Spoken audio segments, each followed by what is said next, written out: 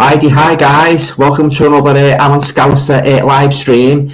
Nice to have you all along.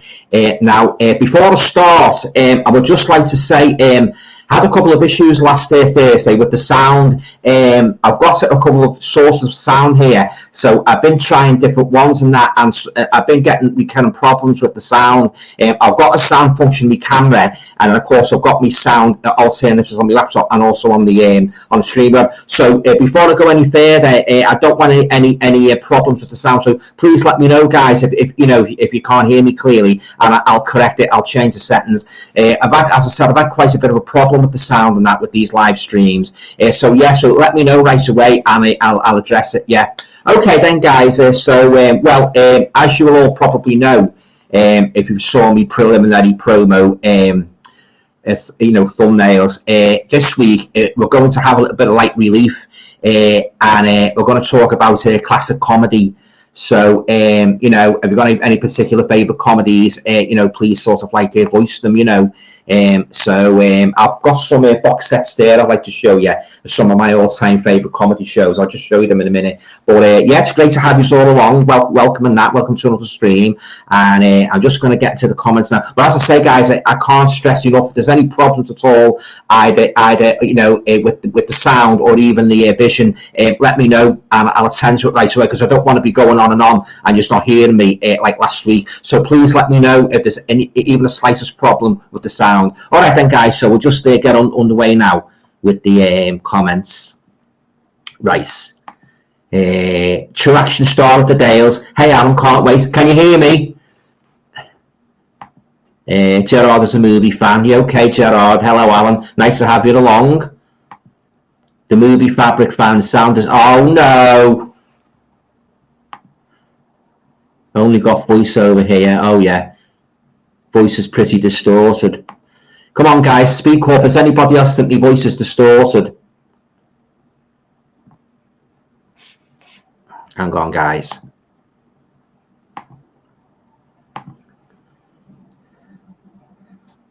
Tony's here. You're right, So. I can see it. Oh, that's good, mate. Yeah, that's a relief. Yeah, can you hear me, though? I hope so. Richard's here. You're right, Richard. Movie fabric fan. Oh, right, yeah, I gathered that. Yeah. Don't want any vermin in my streams. I've said this before, and I'll say it again. Don't want any stinking vermin in my live streams. You'll be warned, you'll be shut out right away. Tony said, I can see it right, but the voice needs turning down. Oh, right, so it needs turning down, does it? I'll never get the hang of these bloody sound settings. Just bear with me a sec.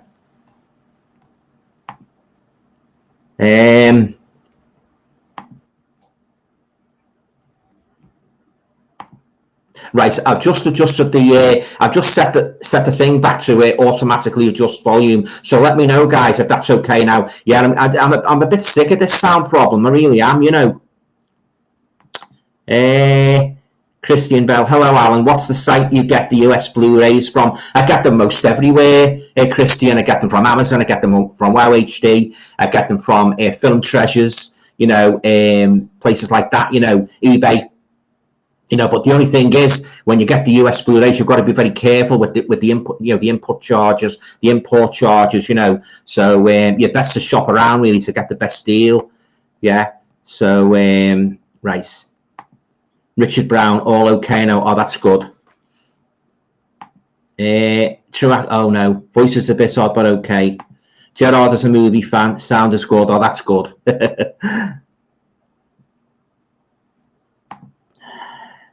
Evening, Alan. Hope you're well. What's your thoughts on some of the absolute British comedies not even getting repeated on TV nowadays due to racism? Because I think it's bloody stupid. And I hope. I'm sorry for getting on my soapbox, guys, but I just bloody hope if there's any TV executives watching or any film executives, come to your bloody senses and stop all this bloody stupid censorship.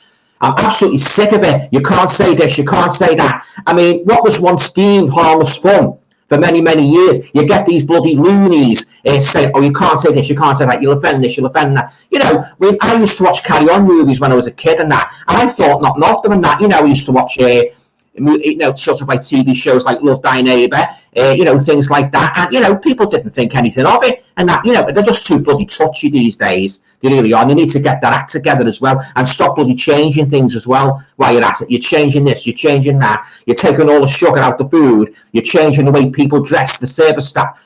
The way service staff dress, you put them in bloody sloppy overalls and jumpsuits instead of dressing smart and that. What's the bloody country coming to? You're getting all. I don't want to go on too much, guys, but it really, I have to say, like, it really pisses me off. It really does. All the sort of like political correctness and that. I don't want to go on too much about politics. I need to have a bit of fun. But yeah, I don't like it. And I think they need to have a big overhaul. Get rid of some of these, these liberals and that out of these TV studios and get some bloody people in with a bit of sense in the brain to stop cancelling things that don't need to be bloody cancelled. Right, I've said my piece now, guys. On with the comments.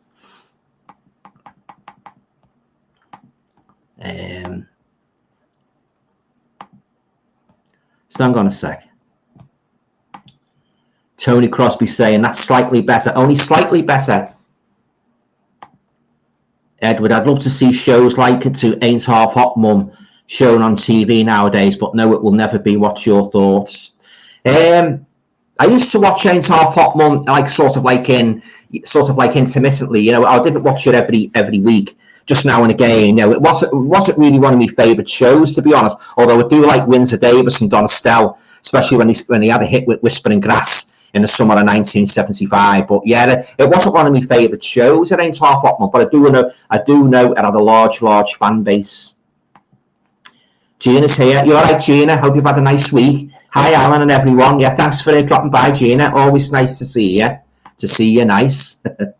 Tony Crosby. Anyway, as Charlie Drake would say, hello, my darlings. I used to love Charlie Drake, especially when he was in The Worker, and Mr. Pooh. Otherwise, his real name was Mr. Pugh. Yeah, he used to call him Mr. Pooh. Henry McGee. Any of you guys remember Henry McGee? Used to be with Benny Hill.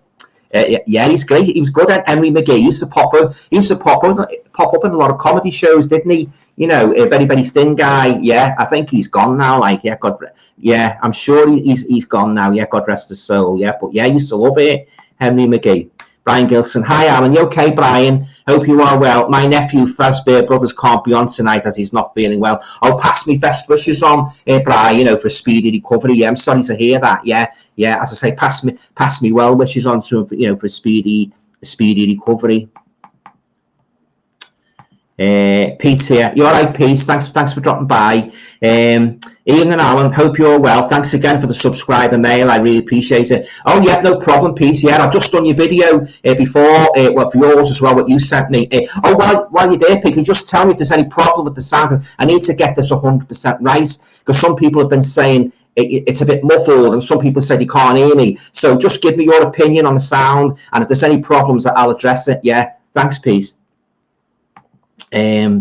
True action star of the day is these woke kids are messing our world. Too right they are. Yeah, it's going through every fabric of society now, isn't it? It's stupid. I think I've said this before a couple of years ago. The busybodies tried to take all the Enid Blyton, Enid Blyton books. They tried to take all the words out what they stupidly thought were offensive, rubbish. I could use a much stronger word, guys, but I don't swear often. So you can imagine what I would regard them. A pile of what.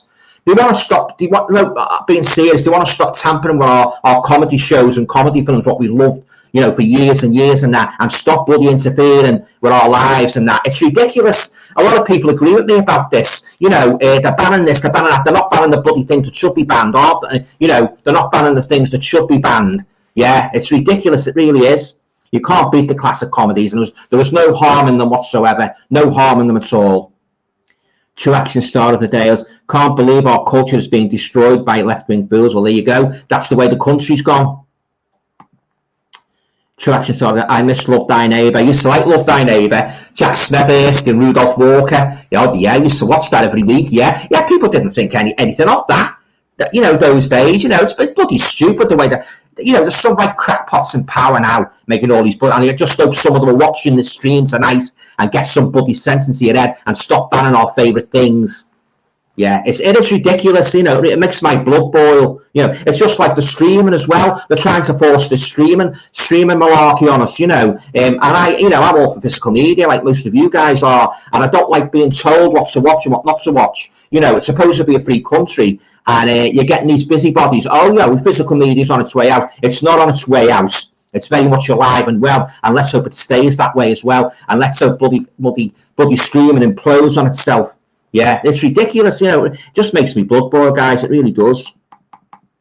Right, True Actions here again. Love Thy Neighbour was a great mixed racial comedy, yeah.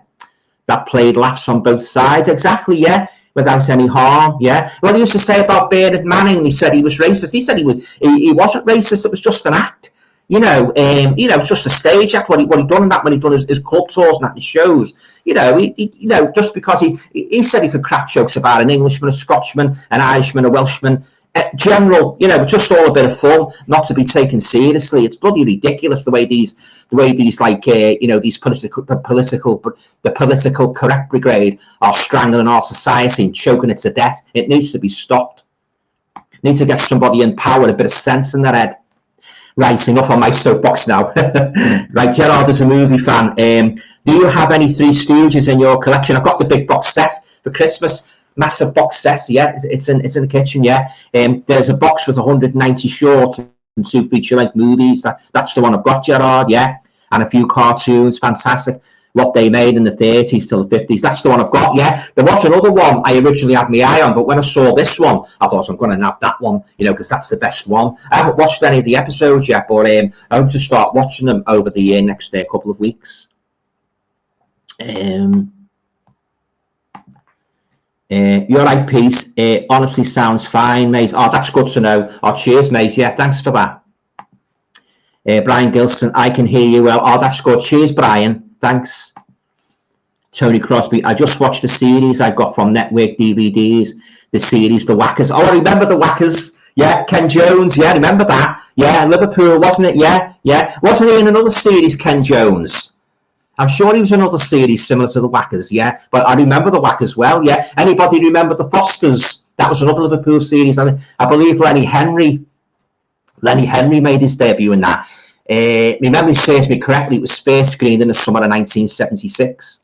So, yeah, my aunts used to be mad on that, The Fosters.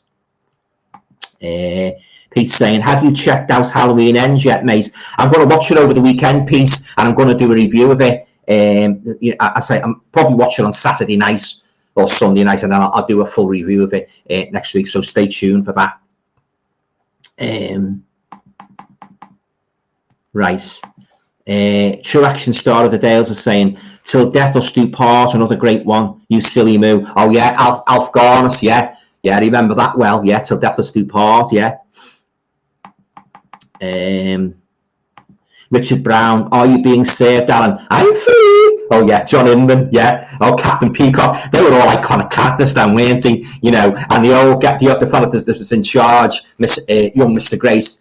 You've all done very well. Yeah. Oh God. Tell you what, guys, the memories are coming back already. I grew up with all these shows. I'm going to show you them in a minute, the ones I've got. But yes, so many iconic moments, so many legendary names. A lot of them are sadly no longer with us, you know. But classic comedy, which, in my opinion, I don't think will ever be repeated.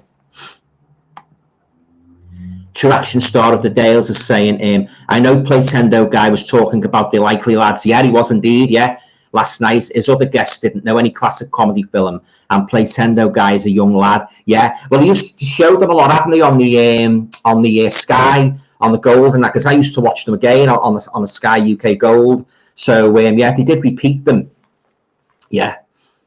Oh yeah, can't beat the classic, and I love The Likely Lads, I really do. Tony Crosby, Ken Jones was also in Porridge. Yeah. Used to like Porridge as well. The late great Ronnie Barker and Richard Beckinsale, and he done a follow-up, didn't he? I'm Going Straight. He used to like the song "I'm Going Straight." I am. Yeah, I used to love Ronnie Barker. Fantastic. Anybody remember Sorry with Ronnie Corbett? That was quite good. Yeah, that was a good one. Sorry. Right.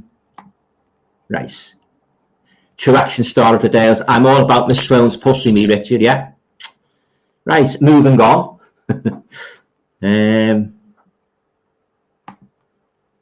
Unfortunately, Lenny Henry is one of the worst for political correctness, Alan. Oh, yeah, I don't know too much about Mr. Henry, but I do remember him being in that, you know, and he used to promote the hotels, didn't he? The Travel Lodge, yeah. Don't really know too much about him, his background, Lenny Henry. Gina Walpole, Steptoe and Son is one of my favourites. And talking of Steptoe and Son, just feast your eyes on this.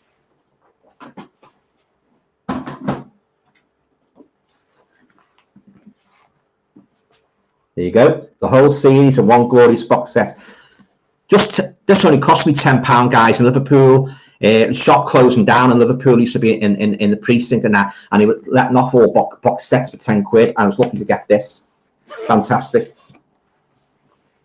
So there you go. There's all the discs. You get about the series as well, little guide and that when he was screening that. There you go. Yeah, every single episode, including the Christmas specials, is in this. Oh yeah, iconic series, Steptoe and Son. Yeah, loved them. Never missed one episode. And the first, as I say, every single episode's in this box set. So I don't know if you've got this or not, Gina, but if you haven't got it, I highly recommend picking it up because, as I say, this is the best box set of Steptoe and Son I've ever seen. So there you go. True Action star of the Dales is saying, I can't believe how many actors and actresses are ashamed of their roles for political correctness. Shocking stuff. This bloody political correctness wants to bugger off.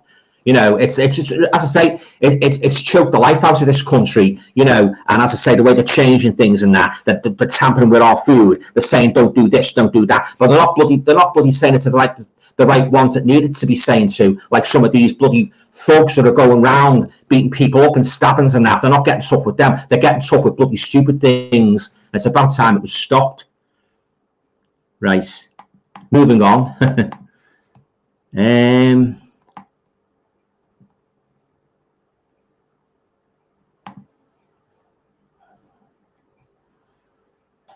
Anybody remember that series, Mind Your Language, of Barry Evans? Wasn't really a great fan of that. Although I did like him in Doctor in the House. That was very good. Gerard is a movie fan. I'm dream of it, but I hope they do a box with everything with Stan and Ollie in the future. Yeah, I think that will be expensive. Yeah, Lol and Hardy, they were great, weren't they, Lol and Hardy? Yeah, True Action saying Steptoe was great. Indeed he was, yeah. Tony saying, what do you think of the Two Ronnies, Alan? Most of the sketches were comic genius. I love the Two Ronnies, yeah, especially the Four Candle sketch. Love that one as well. And do you remember Piggy Malone and Charlie Farley? Do you remember them? Yeah, oh God. I used to like at the end when he used to do sort of like a song and dance thing, like, you know, they'd have a group of dancers with them and they'd make up their own words, wouldn't they, to the songs and that, you know. They might come on one week dressed as sort of like Swiss, you know, sort of like Swiss musicians and that, and sort of like tapping their knees and that, you know, and yodeling and that. Yeah, oh, they were great, the Two Ronnies. They were on for quite some time, weren't they? Yeah, and the part where Ronnie Barker would sit in the chair and you know, and sort of go into his monologue. Yeah, oh yeah, I love the Two Ronnies, and he had some great guests on as well. True Action started. Paul O'Grady is a great comic from you, Woodman. Yeah, Paul O'Grady. Yeah. Oh yeah, I used to like watching Paul's show every tea time. You know. Yeah. Oh yeah. Yeah, he went to my school, Paul O'Grady. I just missed him by a couple of years. Yeah, Corpus Christi, and he had the same teacher as me, Sister Annunziata. She was my first teacher in Corpus Christi. So if anybody's on here who went to Corpus Christi, you'll know what I'm talking about. Yeah, oh yeah, I love Paul O'Grady. Yeah, I love his biographies as well, and he tells it like it is as well. He doesn't mince his words and that. Yeah, oh yeah, more power to him. Yeah, he's one of our greatest entertainers, I think. Paul O'Grady, very down to earth as well. Walk on, always believe. Watch it, Alan. Hope you're well. I'm not too bad, thanks. I hope you are. Gina's saying, wow, that's a great bargain. Well done. Yeah, it is indeed, Gina. Yeah. Pete's saying, I've got that Steptoe and Son collection too, Alan. You can get the two movies on Blu-ray in Germany, I think. Yeah, I want the two movies on Blu-ray, Pete. Yeah, and yeah, I'll keep an eye out for that. Yeah, I see. Talking about comedies on Blu-ray, I see Imprints have just released the first 4 Carry On movies, haven't they? The first 4 ones in black and white. So when that comes down a little bit in price, I might be tempted to pick that up. Yeah, I hope they release all Carry On films on Blu-ray eventually. Richard's saying the Steptoe and Son films are great. Yeah, definitely. Yeah, love the Steptoe and Son films. Tony Crosby's saying, I have that box set, Alan. The only problem I have with it is one of the Christmas episodes is cut. Same with Some Mothers box set. I've got the Some Mothers Do Have box set. Yeah, they're bloody useless the way they cut segments out of these shows and that. It's ridiculous. It really is. Unnecessary things. Half the time. But if you saw what they cut, you'd think, well, bloody hell, there's nothing wrong with that. What are they playing at? Cutting scenes out like that? Oh, where'd fail me, guys? Where'd fail me for these bloody political correct goons? True Action Star of the Dales is saying, all this political correctness and woke agenda comes from America and the posh being ashamed of being posh. All right. Maybe they should sort out their gun laws first before telling us what to watch. Yeah, it's always been bad over there, though, in America, hasn't it, with the guns, the shootings and that. They made a couple of movies, haven't they? Where you get these idiots going into the school and just mowing people down, yeah. But they've always had a problem with guns, America. Gina Walpole, the Phantom Raspberry blower up, yeah, it was hilarious, I know, yeah, he was like a Jack the Ripper character, wasn't he? And he sort of put his cloak over them, attacked him, and he blew a raspberry. Yeah, I remember that sketch from Two Ronnies, the Phantom Raspberry blower of old London town. And he'd done another one as well, didn't he, Gina? The Way in the Turned, where all the women were in charge of the world with jackboots on and that, and mini skirts. Oh, Mrs. And Diana Dawes, I think she was the lead, if memory serves me correctly. But yeah, all the women were dressed in jackboots and that, and mini skirts and that, and the Way in the Turned, obviously the men, they sort of got the upper hand. I don't remember too much about it, but I do remember that series, The Way in the Turned. Walk On Always Blue saying, I love George and Mildred. Well, you'll love what I'm going to show you in a minute. Nothing rude. With Brian Murphy, Eutha Joyce, and the gorgeous Sheila Fern. Yeah, Sheila Fern was in The Likely Lads, wasn't she? Didn't she play Terry's sister? And The Likely Lads with James Bolam, yeah. Rodney Bewes, yeah, fantastic. The gorgeous Bridget Forsyth, yeah. And the gorgeous Sheila Fern, yeah. Oh, I love The Likely Lads, yeah. Fantastic, yeah. The film, I've got the movie, and it looks absolutely immaculate. Yeah, fantastic. I remember Rodney Bewes in a series, before he went to The Likely Lads, he was in a series called Dear Mother Love Albert. I don't know if any of you remember that. It was on in the late 60s, and it's basically about, he was the main protagonist. He went down to, my memory serves me correctly, he went down to London to seek his fortune, and he was writing to his mum all the time, and different things were happening to him and that, in London. Yeah, Dear Mother Love Albert. Used to watch that when I was a wee nipper. Richard Brown saying, do you like the royal family? Yeah, I presume you mean the guy who was in Brookside, Tomlinson. They're okay. Yeah, most of the time he spent sitting on the sofa, didn't he, talking? That was the only thing. They were okay. Not one of my favourites, but they were okay. Yeah, I tell you, what I was watching the other day, guys. There was a big documentary about keeping up appearances. Any fans of that? Keeping up appearances, yeah. She always corrected them. She was putting on a talk, wasn't she? And she always corrected them when they got a name wrong. Whether it's a workman or whatever. It's Bouquet. It's not Buckets. It's Bouquet. Any fans of that? Yeah, my mum loves that series. Yeah. Keeping up appearances. Yeah, very, very well played. But by the main protagonist and that. Yeah. Patricia Routledge, I think her name is. True Action Star of the Dales. My mate's kids was on about the new Scooby-Doo show called Velma. Apparently, race swap, all characters, sex, nudity, and loads of jokes about white people. Oh, this is, it's just getting beyond the joke, isn't it? It really is.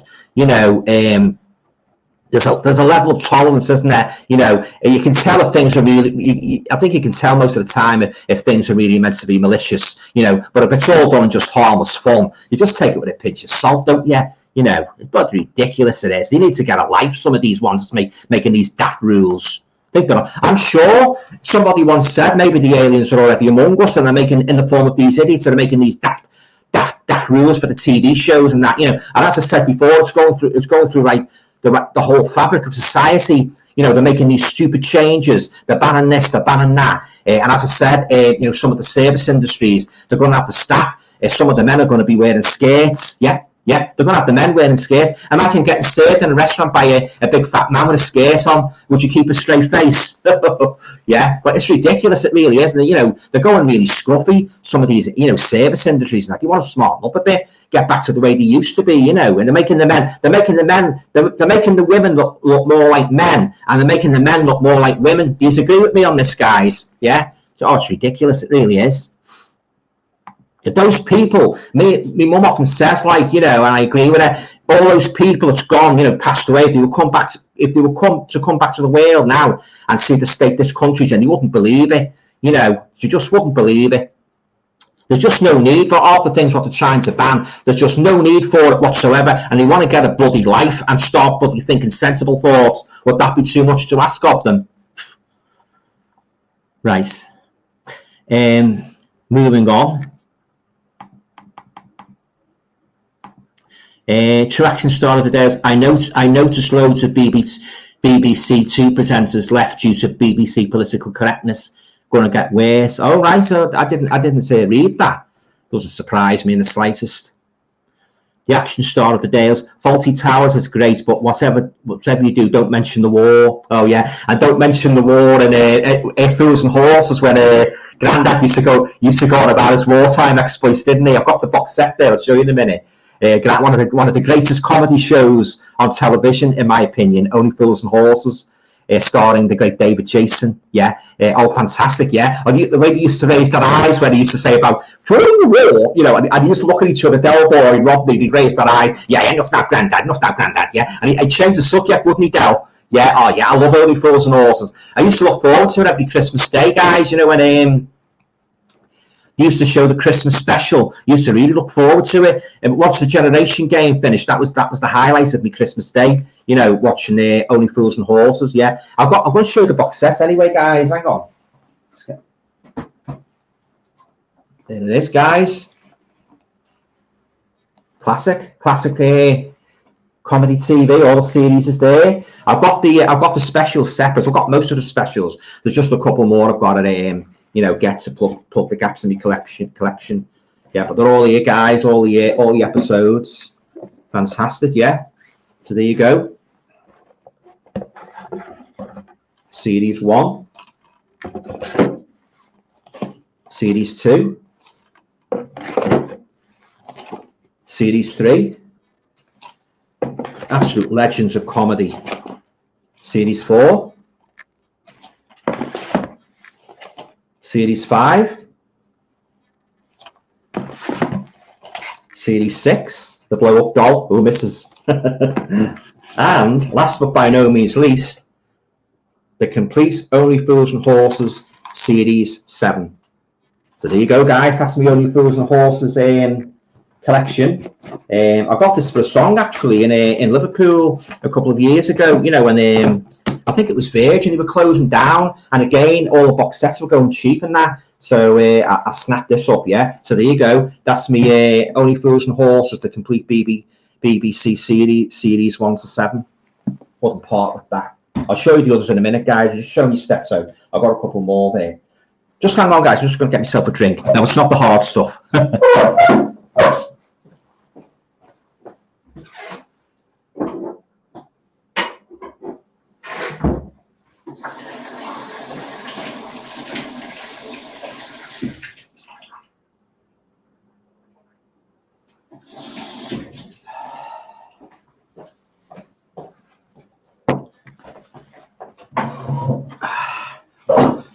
All right, guys. Well, on the subject of before we get back to the comedy, saying about it, changing things. What do you think about it? I noticed there was a big stink on social media about British Airways. They changed the uniform, haven't they, with the cabin crew?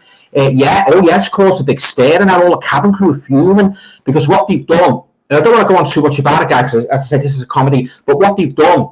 British Airways have changed the uniform. So one of the items of the uniform is a bloody jumpsuit. And a lot of the women have said we're not wearing jumpsuits and that. It's ridiculous and that. And also the skirt on, they basically kept the skirt suit more or less, But what they've done with the women's skirt, they put a dirty big red arrow right down the front of the skirt, and it's pointing towards where it shouldn't be pointing, if you know what I mean. And I saw all this on social media about British Airways. I thought, what's all this?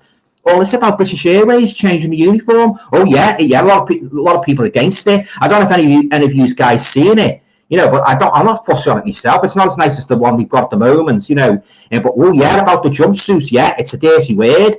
But just imagine going into an airplane. Well, you don't want to see a woman dressed up as a bloody car mechanic, do you, in a jumpsuit? You want to see, as I said before about service staff, you want to see them very well presented and nicely turned out, you know, smart and that. But yeah, the fellas' uniform's not too bad because you've got like the jackets and you've got the waistcoats and the tie. But the women's, it's awful. You want to have a look at it, guys, and just type British Airways and new uniform, and I think you'll agree with me. The one we've got at the moment is the best one. They've had that one 20 years, you know, the British Airways one, the Julian McDonald one.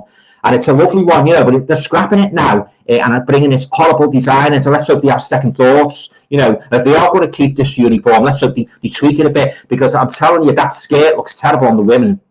You know, there's a big red arrow. It's running right up the front of the skirts. Yeah, you want to have a look at it, guys. It's terrible. Yeah, let's just go back to what I was saying before about what they're doing in the service industries. They're making the staff more and more like, they're making the women look more like men, and the men look more like women. It's bloody lewd. It's bloody stupid, isn't it? But yeah, I don't like the uniform at all. You know, I think they should stick with the current one. You know, it's nice and it's iconic as well. At the airline is, you know, I think it's the smartest one in the whole airline industry. But check that out, the British Airways uniform. You know, I think you'll join the masses who say it's not as nice as the current one. Richard Brown, remember when they tried to get rid of Gone with the Wind? Yeah, I do. It went to #1 on Amazon. Yeah. Sometimes they can sort of like, it can backfire, can't it, with some of these bloody political correct clowns. They can ban something and they can sort of like make it popular. You know what I mean? True Action Star of the Dales. Did you get the young ones on Blu-ray? I'm not a fan. One that I'd love to get myself. Yeah, I say I'm not a fan of the young ones.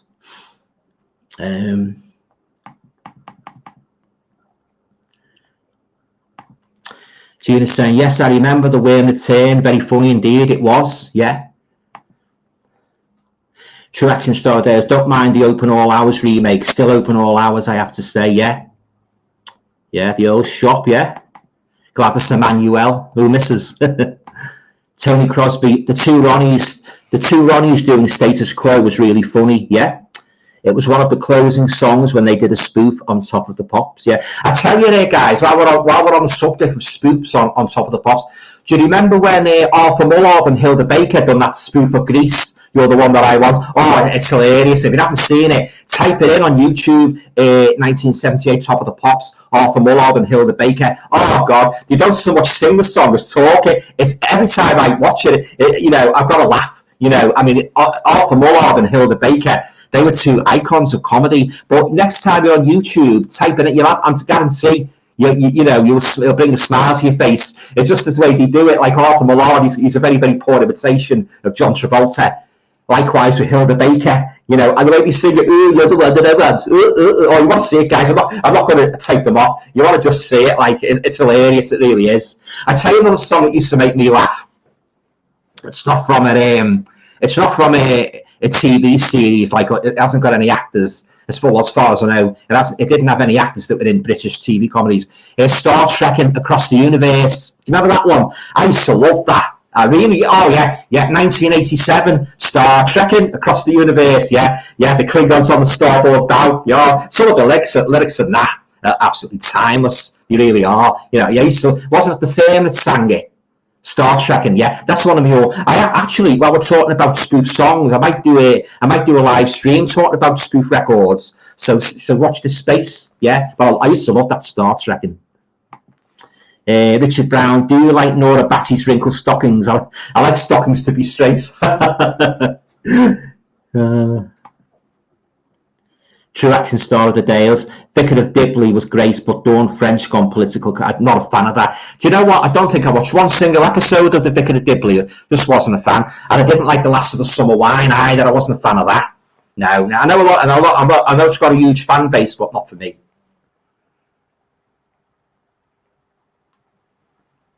Anybody remember guys? Anybody remember if you're old enough, if you're as old as me? Do you remember a series called Spring and Autumn with Jimmy Jewell? And it's basically about this old guy played by Jimmy Jewell, of course, and he befriended this lad, this teenager, and he used to sort of like, he used to get into all sorts of scrapes and that, you know, and at the end, Jimmy Jewell, he'd give him a little monologue about growing up and that, you know, but oh yeah, it wasn't on for very long. Yeah, Spring and Autumn, it's called, so if you type that in on YouTube, you might get some clips of that. I used to love Jimmy Jewell and Nearest and Dearest. Oh my days, him and that Pickle Factory, and his sister played so brilliantly by Hilda Baker. Oh, she used to come out some classic lines, you know. Yeah, have you been, Walter? Have you been? Yeah. And what was the other one? Oh, I must get a little hand for Tony's watch. Yeah, some classic. Tell you what, guys, some of those 70s comedy series had some classic lines, didn't he? You know, fantastic. Yeah, I don't half miss them. It's all bloody profanity now, isn't it? Sex and bad language and that, you know. That was what I liked about those old comedies. They could raise a laugh without resorting to profanity, you know. And they're going on the moan, and these bloody belly aching moaning and it's Saint Sods are going on that it's offensive. Come on, that's not offensive. That was just good, harmless, clean comedy. And as I said again, I hope if any TV executives are watching this, you want to get your act together and come out to the smell of coffee and stop banning things that don't need to be banned. Ridiculous, you know, guys. It makes me blood boil every time I think about this political correctness, you know. And I know I'm certainly not alone. And I know a lot of celebrities share my viewpoints, and thousands of sensible people also echo it. Don't know where they got these people from that took over. I really don't. Gina's saying, I enjoy keeping up appearances. Yeah, I've got the box set. Yeah, my cousin's got the box set, and she lent it to my mum because my mum loves it. You know, so yeah, very good. True Action Star Days. Pretty certain the events of the TV series V is a real thing. The lizards are about. Yeah. Tony's saying, what's your opinions on Mrs. Brown's Boys and Peter Kay? I personally cannot stand them. Peter Kay's okay. I'm a poet and I didn't notice. Mrs. Brown's Boys, not really a fan of that. You can never really. Again, there's too much swearing in it for me. Like I don't like a lot. I'm not being old-fashioned because I swear like when I get angry and that. So I'm not pretending to be holier than thou. But I think there's a time and a place for swearing. I mean, if you want to go and if you're the type of person that likes good clean, comedy, like the ones I've just mentioned, but you're also like a little bit of naughtiness, a little bit of late night naughtiness every now and then. Get yourself up to a late night comedy club. You get plenty of profanity there, so your heart's content. And of course, there's no harm in that. Everybody, we've all got our likes, haven't we? You know, what appeals to one demographic might appeal to the other demographic, if you see what I mean. So yeah, I mean, I've got no problem with people that like blue, you know, profanity, blue humour. I'm just saying it's not for me, you know, because I prefer the traditional British comedy, like On the Buses, Man About the House, George and Mildred. I like all that, Morecambe and Wise. I don't like all this rubbish that's out now. So, you know, but that if people like it, that's fine. You know, I'm not saying don't watch it, don't go to see them. I'm just saying my opinion. So there you go. True Action Star of the Dales. Nice hairy legs you got there, mate. If I see a guy in a skirt. You're talking about the airlines, yeah. What do you think of British Airways uniform? Have you seen it? Oh, my word. You should have kept the one we've got now.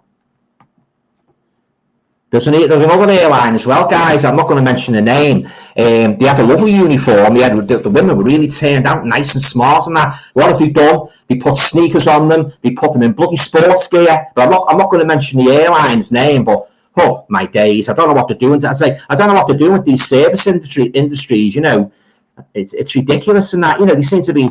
My mum sometimes calls it the scruffy generation. You know, because the way it's going, like it's heading that way, isn't it? Miserable guest. Hi, Alan. Hope you are well. I'm looking forward to chat, Steve. You okay, mate? Thanks for turning up. Gina's saying my favourite episode of Only Fools is Saturday the 14th. Yeah. Brian's saying to Gina Walpole, I love that episode too. Yeah. True Action Star. What comedy shows do we have now? Nothing. both BBC and ITV fail to make anything funny or relatable to everyday people. Yeah, it's more or less bloody reality shows, isn't it?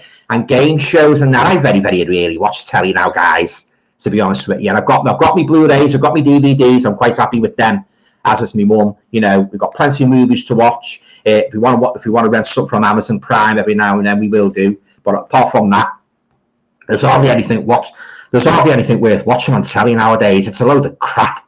It really is. I could use a much stronger word than that.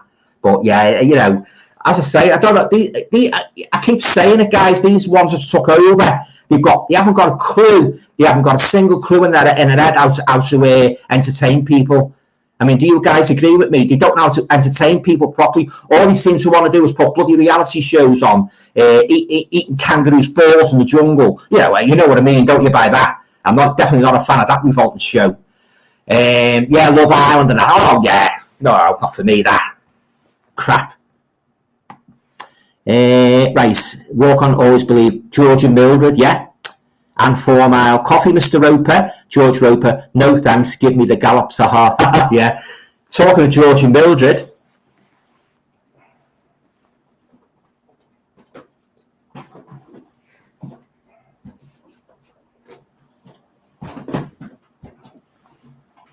There you go, guys. Classic comedy again. Spin-off from Man About the House. Two icons of British comedy. Luther Joyce and Brian Murphy. Fantastic, yeah. I've got the whole series of George and Mildred. I love it. Never get tired of it. Just like Man About the House. And it was great that they gave these two their own series. Well, he started off, he was the landlord, wasn't he, of the group in Man About the House, the trio, you know, Robin and the two girls. And I thought it was great when he gave them their own series, you know. Yeah, I've got all classic comedies, my favourites, yeah. So, George and Mildred, one of the best, you know, fantastic, yeah, absolutely. I used to love The Neighbours as well, you know, their upper class neighbours, they were good as well, yeah, but one of the best series ever, George and Mildred. Absolutely love it. As also another series I love, starring the late great Sid James, and that is Leicester's House. Fantastic, yeah. Never get tired of watching this. Revisiting it, when I feel a bit down and that. And some classic episodes in this, guys. Fantastic, yeah. And there's the inside. Yeah, Sid James. I used to love the way he used to laugh. You know, that's been the Carry On films and that. And Diana Coupland, she was really on the money playing his wife. You know, fantastic. Gene, yeah. Some great episodes on here. They don't write songs like that anymore. That was a good one. Where he was in a seance, wasn't he? And that was a good one. He was sort of like making fun of it and that. Yeah, he was sort of like I can't remember every detail because it's ages since I watched it, but I do remember the seance one. Yeah, some classic episodes in this, guys. Another fantastic series from the 70s. Leicester's House. Again, I've got the lot. So there you go. Yeah. Fantastic, yeah. Yeah, Sid James, he was my favourite. Of all Carry On stars, he was my favourite. Yeah, because I thought he really made those Carry On films. He was fantastic. Well, let's face it, he was fantastic in everything he did, wasn't he, Sid James? Yeah. Oh, yeah. Grace.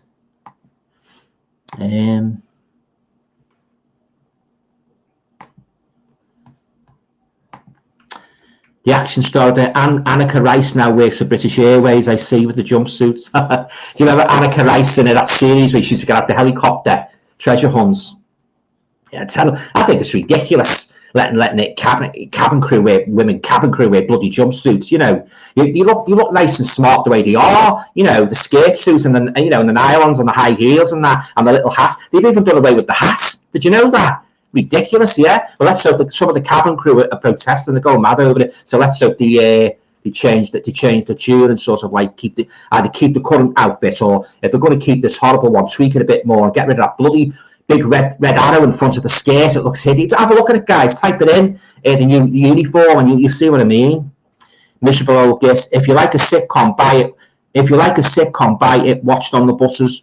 On ITV, 3 lines were cut, Steve. I mean, yeah, On the Buses was my favourite 70s sitcom. I've got the box set there, guys. I'll show it you later. True action star of the day. I know my brother's school where he works. Some of the boys wear skirts. Oh my days! Some of the boys wear skirts and tights. You've got to be joking, haven't you? Still can't process that. You know, I think it's bloody ridiculous. You know, I mean, all right, you can. I can't even get the words. I was having a pint of lager. You can forgive Scotsmen for wearing kilts, but you cannot forgive a butch man for wearing a floral pattern skirt and suspenders or tights. It just doesn't look right. All right, we know all about the gender and that. You know, you wear what you want and that. But at the end of the day, it doesn't look that good, guys. That's my opinion anyway. DVD and film bloke high. And the worst is also is a woman in a bloody jumpsuit serving you coffee and tea. Oh my days. You want to see some of the comments, guys? I'm not kidding. You want to see the storm it's caused on the internet? That's how I came to know about it. I said, what's all this about British Airways changing the uniform? And when I read about it, you want to read some of the comments? Murdersville, I'm trying to pick up all the sitcom movies. I don't have the time to watch all the series, but watching the movies gives a flavour of the shows. Yeah.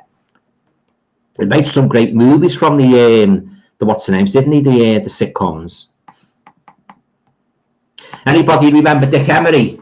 Oh, you are awful, but I like you. And he used to go like that, didn't he? He used to push the fellow like that, and the fellow would stagger back like that. I used to love Dick Emery, and he used to take that. He used to take that knicker off with the buck teeth. His teeth would stick out like that. Yeah, if he keep a cup of tea like that, and go. Oh yeah, I thought Dick Emery. He was one of the best ever on television. You know, if anybody sadly died in it, I think it was at the end of 1982, beginning of 1983. But yeah, I used to love Dick Emery. And another huge favourite of mine, guys, was Mike Yarwood. Yeah, the Impressionist. Yeah, I love Mike Yarwood. I always remember the show when ABBA were on. Anybody remember that Christmas show, 1978, when ABBA were on? Oh, fantastic, yeah. Great combination there, guys. One of my favourite comedians and my favourite group, ABBA. Yeah, fantastic, yeah. Yeah. Miserable old guest. What's the oldest sitcom you own? Tony Hancock's. I haven't got any Tony Hancocks. No, I haven't. I've seen clips of him like on YouTube and that. He was always moaning, wasn't he? He played that character. not go right for him, like he's always bellyaching about one thing and another. I don't think he ever bellyached about political correctness, but that's another story. But yeah, I do remember Tony Hancock. He was in a partnership with this Sid James, wasn't he? Didn't he have a fallout? Or Tony Hancock got. I don't remember the full story, guys, but I do remember, guys. Tony Hancock, he dropped Sid James or something, and Sid James wasn't very happy about it. Yeah, but anyway, you know, I'd say I don't know the full story, but I do remember there was a little bit of a discord there between Mr. James and Mr. Hancock. Same with what's the name as well, wasn't it? With Dean Martin and Jerry Lewis, they had a big fallout, didn't he? Again, I don't remember the whys and the wherefores, but they never spoke for years. No, so. And the movies are very hard to get now, guys, aren't they? Because they made some good films. Dean Martin, Jerry Lewis, yeah, very hard to get, especially on Blu-ray. I think it's all to do with Jerry Lewis. I don't know if Jerry Lewis owned the copyright in that, but some of these films, like what you'd love to have in your collection. And these stupid laws and that, you can't get your hands on them. Brian Hall, hello Alan, how's you? I'm okay, thanks Brian. Hope you are as well. Brian Gilson, I really enjoyed Nearest and Dearest, yeah, and Only When I Laugh. Oh yeah, Happy, James Bolam, yeah, and it was a piece of bowls, and the fella that was in what's the name? I don't believe it. That he played the doctor, didn't he? Is it Richard Wilson? Was it Richard Wilson, guys? I'm sure his name was Richard Wilson. Yeah, he's good in that, wasn't he? It was a James Bowen played Figgis. Yeah, and he's a son. I'm Happy. And he said, I'm Happy. I know I am. I'm sure I am. I'm Happy. Yeah, you remember it, won't you? If you watch the series, you'd remember how it started. Yeah, used to love him. Only When I Laugh. And of course, Nearest and Dearest, the Pickle Factory. I haven't got neither of those in my collection, so at some point I will add them to my collection. Some comments are coming in thick and fast now, guys. Pete's saying, "What was the last good comedy show, Alan?" That's a good question. What was the last good comedy show? I'm trying to think. I can't think of a recent one. Only Fools and Horses. Yeah. in my opinion, that was the last really good comedy show, and I think a lot of people would echo that sentiment. Yeah, but apart from Only Fools and Horses, I can't really think of anything really recent piece. Going back to the 70s, I'd say the classics like On the Buses, Love Thy Neighbour, George and Mildred, Man About the House. Yeah, the later comedies, like the young ones, and I couldn't really get into them, you know. But Only Fools and Horses was definitely the last great comedy show. Still miss it to this day.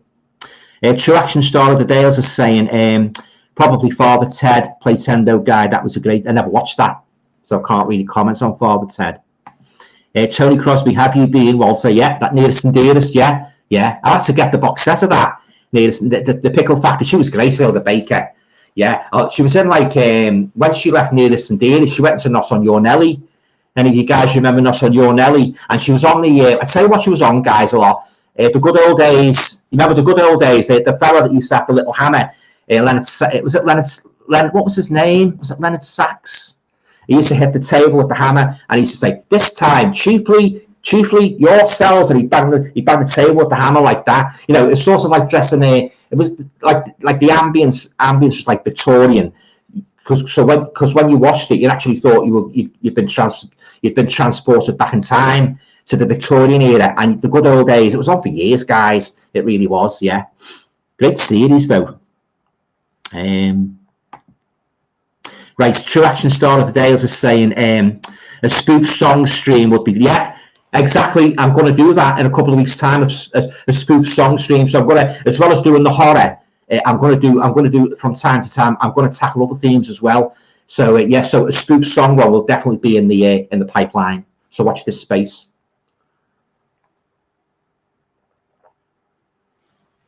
Yeah. So. Scroll down, guys.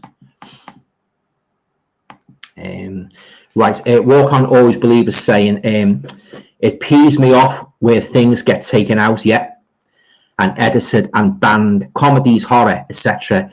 They try to control what we can and can't watch. It's bull, you know, exactly. And I can't understand, you know, there must be some people in those offices that's got sense, like the majority of the British public, and say, hey, that won't do. You're not going to make that decision. You know, are these ones that's making these decisions? Have they got some sort of untouchable autocratic power? I wonder, that you can't say boo to them. Well, it's getting that way now, isn't it? You can't say boo to anybody now without being labelled a bloody violent thug. It's bloody stupid, you know. Oh yeah, you could go on forever about that, couldn't you? You know, it's a very, very touchy subject with me, that, and with a lot of people. Gina Walpole, I really like Hancock Half Hour, yeah, especially the early episodes with Sid James in them. I had to watch a couple of those Hancock Half Hours, Gina. As I say, I've never really seen them right through. Has anybody, while we're talking about Tony Hancock, guys, has anybody seen that movie he made called the Punch and Judy Man? I think you can get that, guys, on Network. Yeah, he's supposed to be like the titular Punch and Judy Man. And I don't know what happens in that, but yeah, that's the basic plot anyway. I think it's Brighton. It's either Brighton or Bournemouth, and different things happen to him and that. Yeah, the Punch and Judy Man. I'll have to check that out. Yeah, you can get it on Blu-ray and DVD. Yeah, so watch out for that one. Tony Hancock, the Punch and Judy Man. I tell you what I did watch last night, guys. It was a kitchen sink drama. I've got the indicator 3 for 20 on the website, yeah. So I got one of the ones I got was Georgie Gale. Do you remember the song Hey There Georgie Gale, sung by the Seekers? Well, I got the movie with James Mason. Oh, it was boring. It was a real bore fest, you know, and it was one of the worst kitchen sink dramas. And even my mum agreed with me. She said, yeah, it's not one of the best. It's not like Up the Junction or things like that, you know, movies like that, you know, Saturday Night and Sunday Morning, which was a classic. Yeah, it's basically about this dowdy woman. She can't get a fella, and she's jealous about is it a flatmate? I think it's a flatmate played by the lovely Charlotte Rampling, and she's very, very jealous of her. You know, she gets all the men and that, and then but actually she starts to come out of herself. She becomes a new Georgie Gale, as the song says, a new Georgie Gale. Yeah. And she changes style. She gets a bit like sexy in that, and James Mason starts having the hots for her. you know, but it's very, very tame. Like, guys, was it 1960? I think it was made in 1966. Yeah, I wouldn't recommend Georgie Gale, but that's just my opinion. I know a lot of people do like Georgie Gale, but I didn't like it, guys. So I'm going to throw it on eBay. I've got the other two indicator titles, guys. If you're interested, was the one with Elizabeth Taylor in was it Something Last Summer. It's kind of a psychological one, and the other indicator title was The Gorgon. So I say I've got 3 for 20, yeah. So I got another one as well, separate to that. It's a special edition with Oliver Reed in, and it's called System. Any of you guys heard of that? It's basically Oliver Reed plays this young sort of like, well, he's a bit of a lad, really. He goes around seaside. He gets a job, from what I can gather, he gets a job in a seaside resort, and he got Paul, what's the name's in it? David Emmons, who was in Blow Up. They go all around the seaside resort trying to tap off, you know, pull women. You know, so it sounds a lot of fun, yeah. So so that's the System. So I might do a review of that when I've watched it. Yeah. It was made in was it 1964? I think it was made. Yeah. So I've got that indicator title to watch, but that Georgie Gale, oh, it was awful, really boring. Right. True Action saying, I used to love The Lovers. Oh, Jeffrey Bobbles Bonbon, Paul Wilcox, who later went on to play Chrissy in Man About the House. Yeah, I used to like The Lovers, but wasn't as good as Man About the House, I grant you. Yeah, used to love The Lovers. That was a cracking one with the guy from Porridge. Yeah, Richard Beckinsale. I remember The Lovers well. I haven't seen the movie, but I do remember the series. Yeah, I always remember calling her Jeffrey Bobbles Bonbon. I tell you what, guys, I was saying before, some of the lines and some of these lines in these old TV shows were classics, weren't they? You know, True Action saying just good friends. It's Paul Nicholas, 2 good comedies there. Yeah, I remember Paul Nicholas. I didn't really watch it all that much, but I do remember Paul Nicholas in it. He was a good singer, Dancing with the Captain and Grandma's Party. Good Paul Nicholas, yeah. That one where he played. Oh, that was Ralph Bates, wasn't it? Was it Dear John? We played a divorcee. Yeah, I always get mixed up with those programs. Yeah, Just Good Friends and Dear John. Ralph Bates was a good actor. Yeah, he was in a couple of the Hammer films. Yeah, I love Ralph Bates. Yeah, Larry Fleetwood, Nearest and Dearest. Yeah, maybe my favourite UK sitcom. Would it be right to say it's somewhat underrated today? Yeah, I suppose you could say it's. Yeah, when you think about it, it is somewhat underrated, isn't it? I very rarely hear people talk about it. They talk a lot about On the Buses. They talk a lot about Only Fools and Horses. They talk a lot about George and Mildred. But Nearest and Dearest is one series I haven't heard too much mention. But if you haven't seen it, guys, you want to get the box set out. Get the box set. Well, if you want to rent episodes out or buy the box set, I've got to get the box set. I haven't got the box set. But it's a great little comedy from the early 70s. Yeah, got great characters. Yeah, Hilda Baker. You know, Jimmy Jewell, the late great Jimmy Jewell, and the two the friends and that. You know, is it Madge Hindle and Walter, the guy who said, "Have you been, Walter? Have you been?" Yeah. Oh yeah, check out Nearest and Dearest. It's a great one.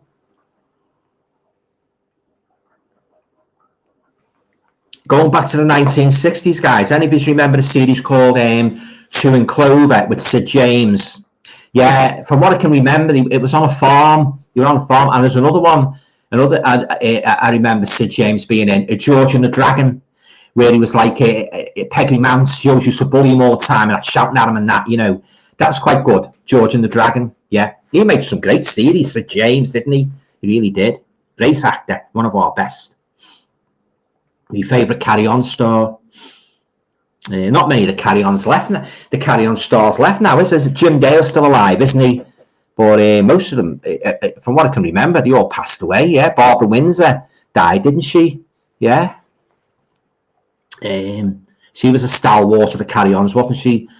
Barbara Windsor. And she went into EastEnders later on, didn't she? I'm going to talk about my all-time favourite comedy in a minute, guys. So that should be fun.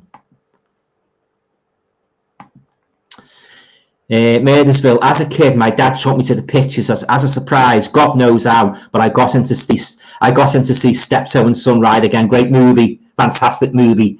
Yeah, I love the Steptoe. I love the Steptoe movies. I love the Steptoe series. Yeah, absolute classics of 70s and 60s TV. Yeah, great. Great writing as well. Fantastic, yeah. Oh, iconic characters, yeah. So memorable as well. The things he got up to and that. The owl fella and that. When he's sitting in the bath and that. And oh yeah, he was a case, wasn't he? He really was. That one where they had a row and he sort of like they put like a partition in the house and that, and Harold was on one side and the dad was on the other side. Albert Steptoe. That was a good one. Yeah, and the one where he was the owl fella, he was in a bloody, he had one of those machines what you used to see by the seaside, what you used to peep through, and he was in the friggin' porno, he was in the friggin' porno film as a youngster. Yeah, because I think Harold, like, I don't know how we got to find out. But he said, "You dirty old man." He was in the bloody Paul thing on the wind-up. Yeah, that's a great one, that. Yeah. Oh, yeah. So many memories, guys, of these series and that, I go back to them all the time. I love them. Right. Just the comments are going up a bit, guys. Just hang on. Gene is saying, he knows, Oh, yeah, that was another one. Nellie Pledge, Hilda Baker. He knows, Yeah, that was another Hilda Baker quote. Indeed, it was. Yeah, I used to love Hilda Baker. Yeah, she's been in a couple of the old guys. Have you ever seen some of the old British comedy shows? Hilda Baker. She pops up now and again. Yeah, I love Hilda Baker. Right. Walk on, always believe is saying, me personally, I Brett will watch what I want, and if the UK cuts or bans it, etc., I'll import it. Yeah. Important. No one can decide what I watch but me, and as it should be. Everybody should be able to watch what they want in the comfort of their home, not doing any harm. We're just watching our movies, we're just watching our TV shows, and that is how it should be. We shouldn't get these bloody autocrats that don't know they don't know their backside from their elbow, dictating to us what we should watch and what we shouldn't watch. It's bloody ridiculous. It really is. Don't know where they sprang from. Outer space, maybe. Pete saying the Network label is a great label. I'd certainly agree with you there, Pete. Fantastic label with some top classic comedy films. The release of The Likely Lads was fantastic. Yeah, definitely. And all reasonable prices. Yeah, they're a great little company, Network, aren't they? Yeah. Oh, I love The Likely Lads. I really do. Yeah. I used to watch them avidly in the 70s and that, growing up. The things they got up to, and as I say, the movie as well, fantastic. Yeah. Oh, yeah, I love The Likely Lads. Well, when The Likely Lads finished, James Bowen, I think he went on to be in When the Boat Comes In. Was it set in Newcastle? I'm sure it was set in Newcastle. Yeah, it was a more serious role for him. When the Boat Comes In, I used to like the song and that. And then, of course, he went into Only When I Laughed, didn't he? Yeah. Oh, great actor, James Bowen. Yeah. And Rodney Bewes as well. He was good in it. Murdersville. Bowen supposedly stopped any repeats of The Likely Lads. I did hear again. I did hear there was a little bit of discord between them because was it Rodney Bewes said something. He said something. I don't know exactly what it was he said, and James Bowen heard it, and he never spoke to him for years. Yeah, I don't know the full story, guys, so don't quote me. But I do know there was. I think it was near when The Likely Lads ended, animosity sprang up between those two. Yeah. Sometimes you find with some of these comedy duos, it's not all sunshine, is it?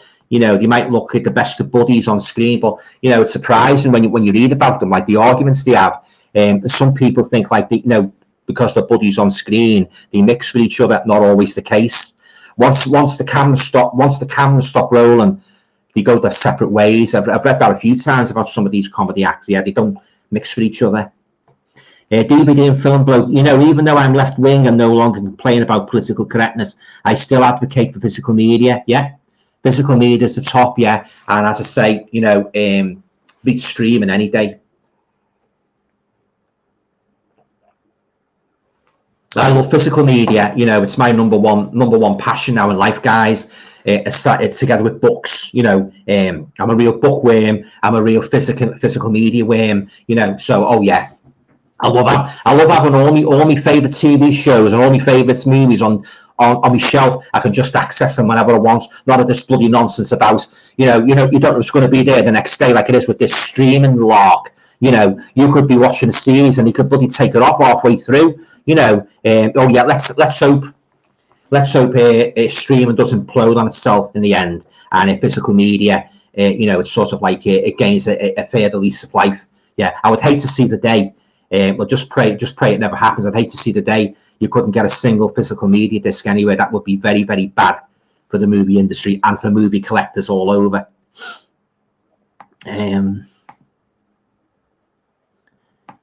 Miserable old Giss is saying, only when I laugh, loved it. Yeah, oh yeah, only when I laugh. Yeah, set in the hospital. Yeah, I love Only When I Laugh. Does anybody, guys, while we're on the subject of British comedy, does anybody remember that series called Citizen Smith, where he used to go, "Power to the people"? Remember that one? I think, did he wear a beret? They couldn't get into that. No, was it Robert Lindsay took him off? Yeah, he used to go, "Power to the people." Citizen Smith, yeah. I just remember, I don't remember a single episode of it. I couldn't tell you. I couldn't even tell you one single minute of what happened. But I just remember it. You know, power to the people. What bloody heck? Power to the people, yeah. But you never watched it. What, they didn't care for it, to be honest. But does anybody remember that? He was in Robert Lindsay, he was in Get Some In. That was a much better series than that, yeah. That was first screened in September 1975.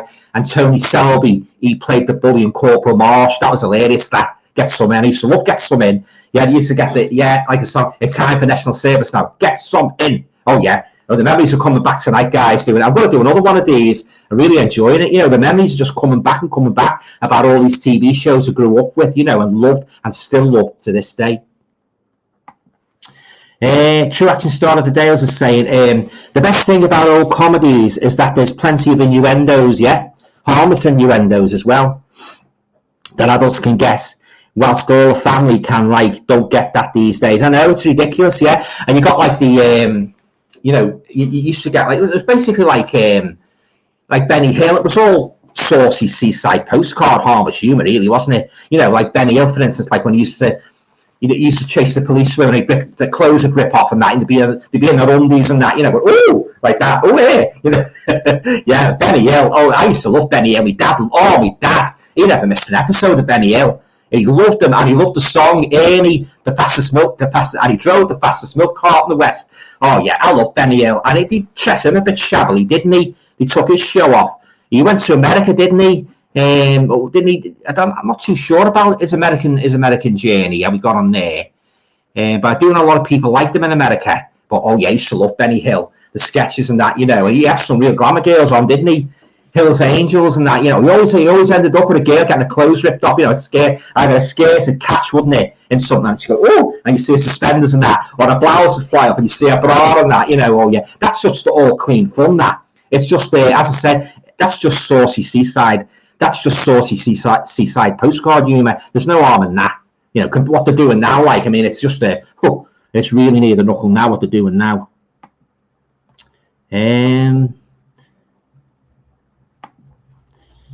True Action saying, I know what you mean about that airline, Alan. It's like going up the streets instead of going on a plane. I know, yeah. They need to have a rethink about that uniform. You know, a lot of people go mad.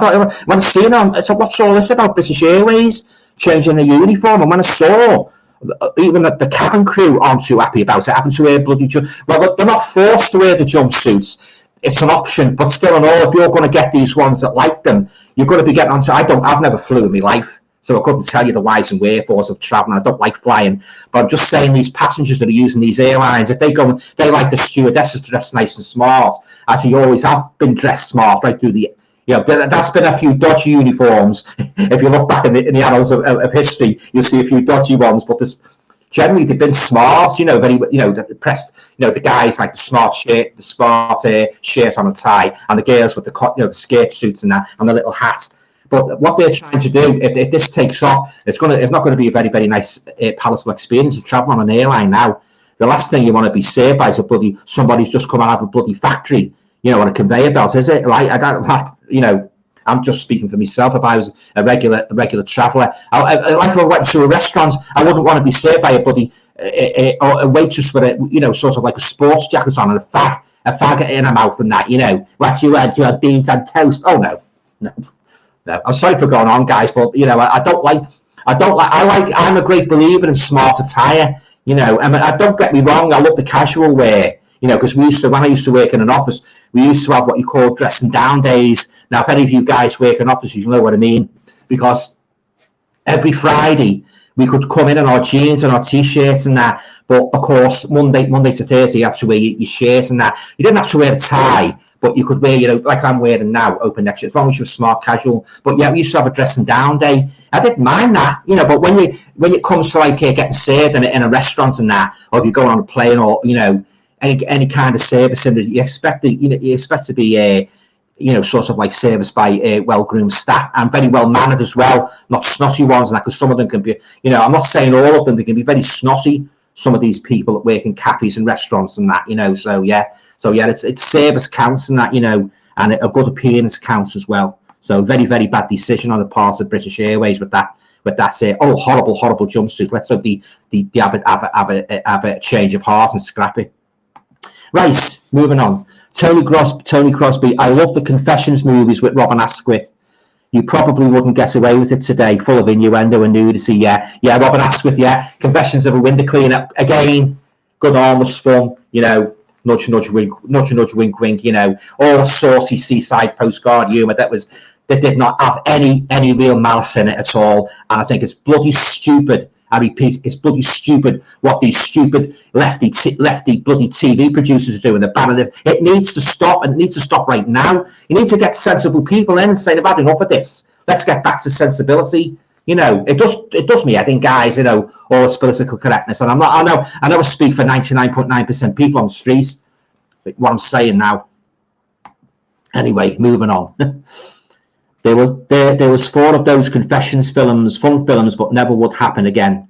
You ever seen a movie called The Seven Deadly Sins? It was made in 1971 and had all the comedy greats in. Bruce Forsyth was in it. It was like different stories, and it all bared on the theme of the 7 deadly sins, like greed, sloth, lust. And in each one, it's a great little movie, guys. If you want to check it out, I don't think you can get it on Blu-ray, but it's called 7 Deadly Sins. And what's the name's in it as well? Blakey out of On the Buses. He plays a park keeper. But yeah, it's all pertaining to, as I say, the 7 Deadly Sins. Harry H. Corbett's in a good one as well. So watch out for that one. It's a good one. I've got that in my collection. The 7 Deadly Sins, yeah. A bit like a Carry On movie, but it's got different stories, if you know what I mean. Right, DVD and film bloke. Yes, there are very few good TV shows, even on streaming. All they care about is what gets the viewing figures. I know it's ridiculous. It makes my blood boil. It really does.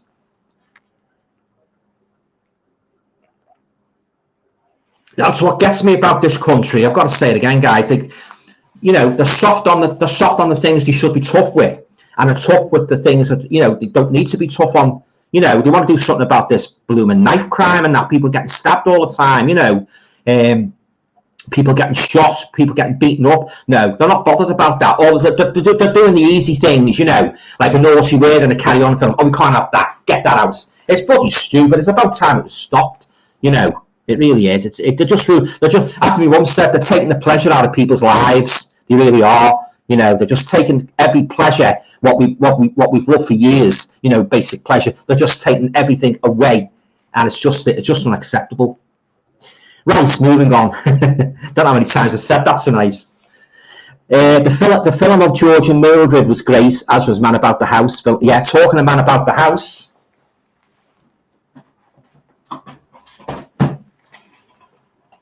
Love that theme tune as well. One of my all-time favourite TV shows, and I had a big crush on that girl there. A huge crush on Sally Thompson. If I'd have been Robin, she would have been the girl I'd have gone for. Telling you now. Yeah, she was always my favourite. I like Chrissy. Yeah, she was okay, but I did prefer, you know, Jo, Sally Thompson. Yeah, she was my number one girl. And as I said before, guys, in the previous visit, I don't know why, when Robin lost the Chrissy to his brother, I don't know why the writers didn't write a series where Robin tried to get, you know, pair off with Jo. You know, I do remember like the end of when I think I've said this before, guys. You know the very last episode of Man About the House where Chrissy got married and that, and they're all sitting like the party and that, you know, and Joe's dad's sitting, Robin's dad's sitting by Jo on the couch and that, and he says to Joe, "You're not fancy our Robin then?" And Joe says, "Well," she thinks for a minute, "He's all right, he's nice, but he's a bit scatterbrained, so no chance for Robin there." But yeah, I would have loved to have seen Robin pair off with Joe. She was the scatterbrain, wasn't she? She was the sort of like the dumb blonde, but she was all there because she used to come out with things. What used to have the others flabbergasted, the mouths would drop open. So it's like I'm not just a pretty face, but oh yeah, man about the house. When I first saw it in the summer of 1973, I liked it right away. So yeah, I love the movie as well. A lot of people don't like the movie, but I love it. Yeah, so that's another favourite series of mine, guys. Man about the house. Right. Go to these comments now. Wasn't a great fan of Robin's Nest. It was all right. I used to like the Irish fella in it with the one arm. Yeah, and of course, like Robin and Tessa Wyeth and Tony Britton. He played the girl's dad, didn't he? Yeah. The expression on his face used to make me laugh. Yeah. Mary's Bill saying, "I know it's American, but I watch a couple of episodes of Sergeant Bilcoat with Bill Silvers." Yeah. I do have very, very vague memories of watching him in the 60s. I don't remember too much about the episodes, but yeah, I know he was very, very popular. Sergeant Bilcoat. While we're on the subject, guys, of American comedies, do you remember a series called Get Smart? It was a kind of a spoof on Spy, James Bond and that. And have you seen the box set of that, guys? It's awesome. That's a whopper. And I Love Lucy as well. That's another big one, massive box set like that. Because they were on for a couple of years, I've seen a couple of shows on YouTube, old shows. But oh yeah, the series, massive box sets, really Tiger Tank box sets, yeah. But I wasn't a fan of Get Smart, but I Love Lucy was okay for the few episodes I've seen of it. And the Dick Van Dyke Show as well, that was another popular series, wasn't it? With Mary Tyler Moore. And she went on to have her own series as well, didn't she? The Mary Tyler Moore Show, yeah. So, get back to British comedy, guys. Anybody remember a series called The Dustbin Men? Which was shown, if my memory serves me correctly, in 1969. And it starred Mr. Lucas out of I Been Served, Trevor Bannister. Remember Trevor Bannister? He was in The Dustbin Men, and then he went on to play Mr. Lucas in I Been Served, yeah. So I think that was only on for him. I think The Dustbin Men, it was only on for about 1 or 2 seasons. But yeah, I used to like that, The Dustbin Men. Right, just get the comments straight, guys. I'm just going up a little bit here.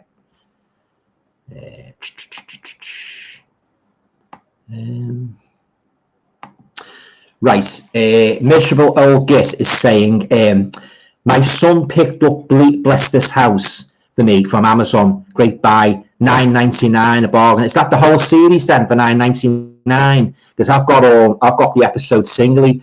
So if I could get the whole series for $9.99, it'd be make some space on the shelves. I might get rid of those individual series and just have them all compact. Yeah. So if that's the whole series for $9.99, that's a bargain. That. What about? I tell you what I have seen, guys. Getting back to Man About the House, I've seen a great big clamshell, but I don't like those clamshell boxes where they just pile the discs in. I've seen a big clamshell box of that with George and Mildred and Robin's Nest all put together in this bloody unwieldy big club shell clamp DVD set. And I don't like them. I don't like the way they're packaged. I'd rather have them in individual cases, guys. I don't like those clamshell. Even the Steptoe ones, that's a bit better than the clamshell ones. That's it's got like a book, as you can see. It's got like a book format. So even that's better than the clamshells. I hate those clamshells. When you open them, the discs fall all over. Awful.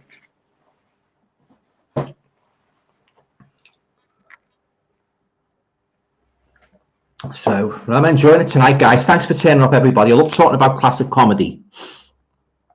Anybody remember, getting back to the American comedies, anybody remember a series called Gilligan's Island? I used to like that as well, yeah. That was good, yeah. Gilligan's Island. And the Beverly Hillbillies, I used to like that as well. Then you had the horror series, didn't you? You had the Monsters, and you had the Addams Family. Tell you what, guys, I've heard some bad things about that Monsters film. I think I'll be giving that a wide berth. Oh my days, I've heard some real bad things about that. And I've seen the trailer. The only thing I can say about that, it's got a nice colour, and that's about it. I don't think I'll be getting that. No way. True Action Star of the Dales is saying, shame about Luther Joyce. She passed away before she could finish the series, yeah? Just around the time of the film. Alcoholism took her away too young, yeah? Oh, yes, I love Luther Joyce, yeah? She's been in some great British movies, hasn't she, you know? Oh, yeah, she was a great actress, Luther Joyce. Right.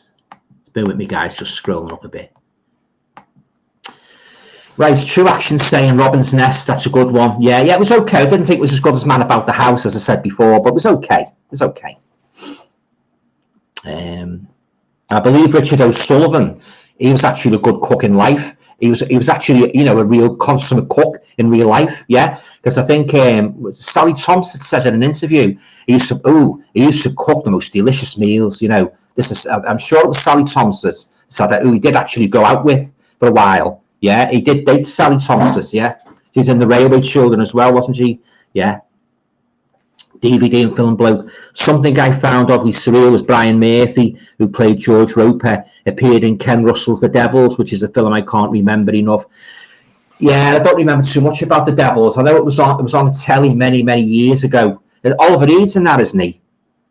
Yeah, I'm sure he's in that. Yeah, I don't remember too much about that. The Devils. True Action saying, I remember Placendo guy and Rock God was on about Never the Twain, Windsor Davison. Yeah, it was a Donald Sinden. Yeah, a few weeks ago about the antique shops. I've only seen 1 or 2 episodes of Never the Twain.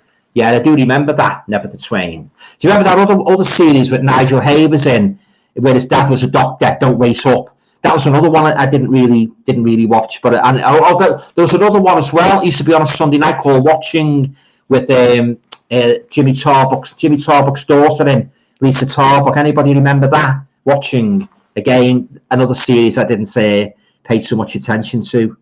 Those, as well as the good ones, guys. There was some that I didn't fancy.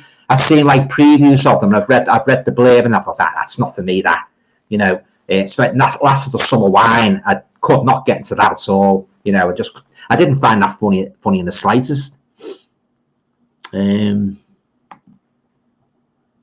Murdersville, Brian Murphy's still going strong. Yeah, great actor, Brian Murphy. He's in that horror anthology.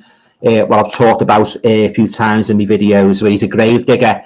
He's in the Framing story. He's the grave digger, and this girl comes to the cemetery looking at all the graves. And I think she's a reporter, from what I can remember. And what he does, he sits down with her. He has like a cup of tea and a sandwich with her, and he starts pointing to the graves and saying, "Now there's a story behind this one here, and each grave has a horror story." You want to get? It's very, very hard to get now, guys. It's called Grave Tales. It's very much along the lines of Amicus.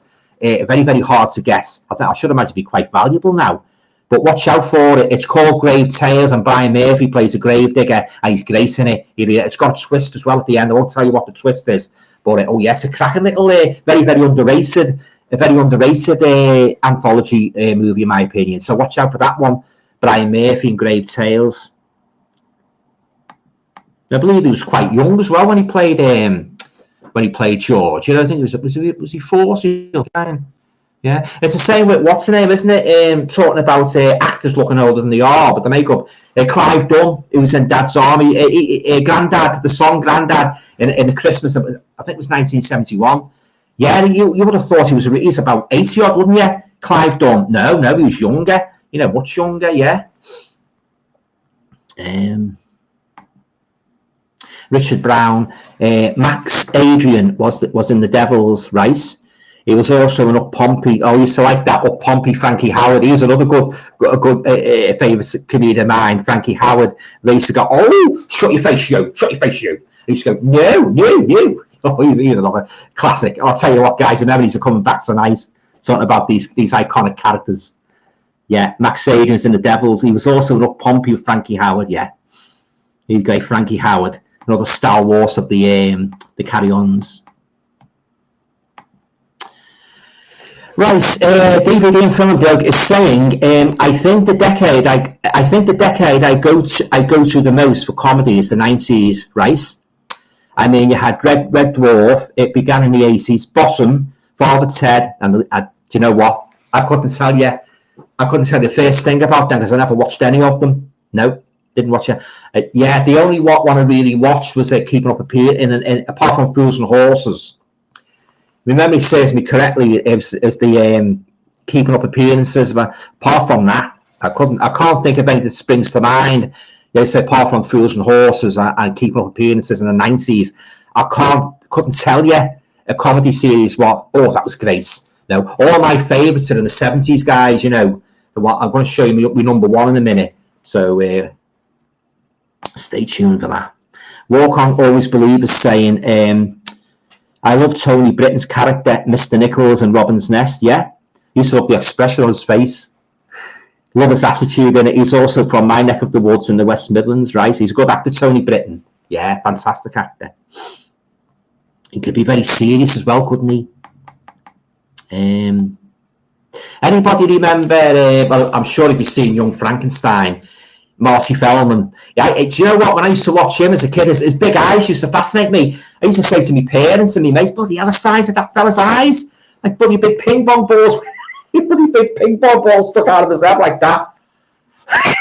But the biggest, I think they're the biggest eyes I've ever seen. And we're like, yeah, I can't, obviously my eyes aren't big enough, guys, to take Marty Feldman off, but oh God, wow, those eyes, those peepers. About Jeepers Creepers, where did you get those peepers? That could have been Marty Feldman's song, couldn't it? Oh yeah, massive eyes he had. He was great as Igor, wasn't he, in Young Frankenstein? Yeah, oh, fantastic. Marty Feldman. Just picturing his face in my mind makes me want to laugh, you know. There are all these comedians, like, guys, you had funny faces, didn't they? You had to look at their faces, you feel like laughing at them. You didn't have to say a word. You just come onto the stage, like Tommy Cooper. A lot of people laughed at him. He didn't have to say anything. He'd just come on. He'd just come on with his face, wouldn't he? Just come on the stage like that, you know. And a famous joke he made. What was it about the horse? I backed the horse at 20 to 1. It came in at 20 past 1. You know, jokes like that, like that, they stay in your mind, like don't they? In that, you know. And when he used to do he used to pretend to be a magician, didn't he? Have the eggs and that, you know, and it'd go wrong and that, and he'd finally get it right in the end, wouldn't he? Now he was a real magician, you know. I don't know if you guys know this, but Tommy Cooper, he was a member of the Magic Circle. Yeah. David Nixon, he was another good magician. Anybody remember David Nixon, the fellow, the ball guy? He was good as well. The David Nixon show, yeah. But Tommy Cooper, he was a real magician. Yeah, very, very consummate. Yeah, I always remember the way that the night he died on was it 1984 on the Jimmy Tarbuck show, right? From it was terrible because like it went off. I don't want to get too morbid, guy, because this is a fun, you know, it's a fun stream. But the way, you know, it happened, like we thought, like he's playing the fool, you know, just went off all of a sudden. But you all know what happened, don't we? You know, very, very sad. Like, you know, used to like Tommy Cooper's shows. Yeah, they were big staples of me growing up. All those shows in the 70s. Brian saying I love Bottom and Red Dwarf. Murdersville, there isn't a bad episode of Father Ted. Right, DVD and film blow to Richard Brown. Yeah, with a lot of British films, you often see sitcom stars. Many are real actors looking at the films of Lindsay Anderson. Yeah.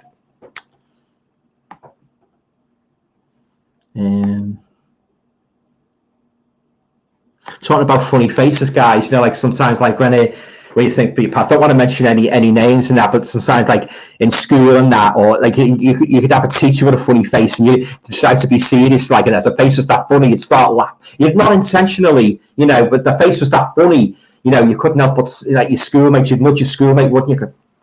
You know, and somebody like, say, like in the streets had a funny face, you know, you'd have to try sort of like hold your breath in, wouldn't you? You know, so you wouldn't laugh, you know. But so some people they don't have to be comedians, but some people have got naturally funny faces, you know. And it's not that you're laughing at them; it's just that if you remind you of somebody like a comedian, or they just got a funny face, you know, it's very hard to suppress a titter. Titter ye not, as Frankie Howard used to say. Right, so Miserable Giz is saying, anyone recall George and the Dragon? You're talking about the Sid James and The Sid James and Peggy Mount one I referred to earlier. I remember it, yeah. I don't remember every episode, but I do remember it being on. It was in black and white, wasn't it? Anybody remember the rat trade at Reg Varney? Yeah, I do remember seeing some episodes. I don't think I watched it right through. But yeah, the rag trade, yeah, and Mr. Digby Darling, Peter Jones. I think he was the boss in the rag trade. Guys, if anybody remember the rag trade, elucidate on that. I'm sure Peter Jones was the boss in the rag trade. Anybody remember a series called? Well, this is more like a kids comedy sitcom. Pardon My Genie. That was good. It used to have me in stitches. That it used to be on over a tea time after Magpie or before Magpie. It's basically about this guy called Hal Addin. What a very appropriate name, Hal Addin. You know, Aladdin. And he finds this old bloody lamp. I think it's in the bowels of a shop where he works, and his boss is called Mr. Cobbledick, who played by Roy Barraclough, who went on to be in Coronation Street. He was his boss, Mr. Cobbledick, and he found this lamp in the bowels of the shop, and he rubbed it, and a bloody genie come out and that, and the things he used to wish for, and the scrapes he used to get into were hilarious. Yeah, you can actually get that series on I think it's Network. Pardon My Genie. He made another series as well, but a different guy took the genie off. So watch out for that one, Pardon My Genie. Yeah, it's a great series. It's good for adults as well. It's not sort of like a real kiddies thing. It's like it was shown like a tea time when kids come home from school and watch it. But adults could watch it as well because it had that kind of humour, you know, that sort of general humour. So watch out for that one if you're looking for good classic 70s comedies. Watch out for Pardon My Genie. Yeah, Hal Addin. What an appropriate name for a protagonist. Michael's here. You okay, Michael? Thanks for dropping by. Nice to see you. Hi, Alan. Hope you are well. I'm not too bad, thanks, Michael. Hope you are too. Yeah. I say thanks for stopping by.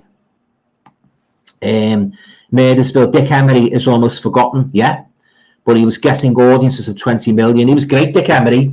Yeah, yeah. Oh, you are awful, but I like you. And he did them like that. Wouldn't he? You could stagger back like that. Yeah. Oh, yeah. I used to love Dick Emery.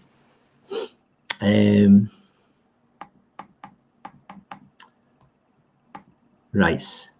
DVD and Film Bloke is saying, Murdersville, yeah, I love Father Ted as Grace. I can't even look past the fact the head writer is a massive transphobe, yeah. One of the offices I used to work in used to talk about Father Ted, you know, by the water cooler. Did you see Father Ted last night? I didn't. How were you bloody talking about? You know, I never watched it, but it was very popular in one of the offices I used to work in many, many years ago. Used to talk about Father Ted a lot.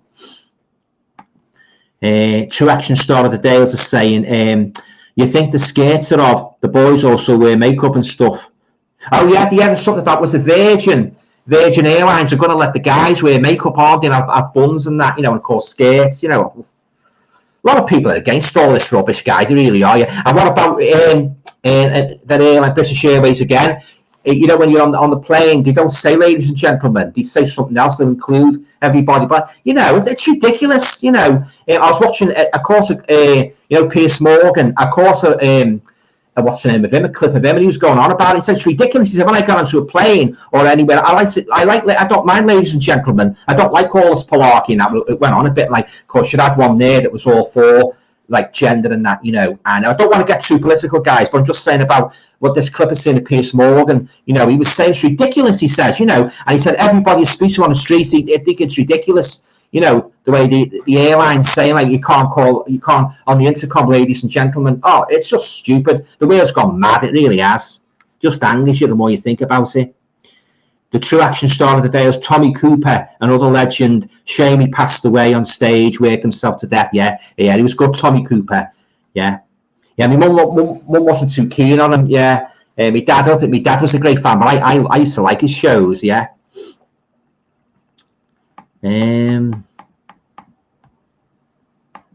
Right, Brian's saying Father Ted is really funny. Yeah, I couldn't say one way or the other, Brian, because I've never watched Father Ted. I've seen the odd clip of it, but I've never really watched it in depth.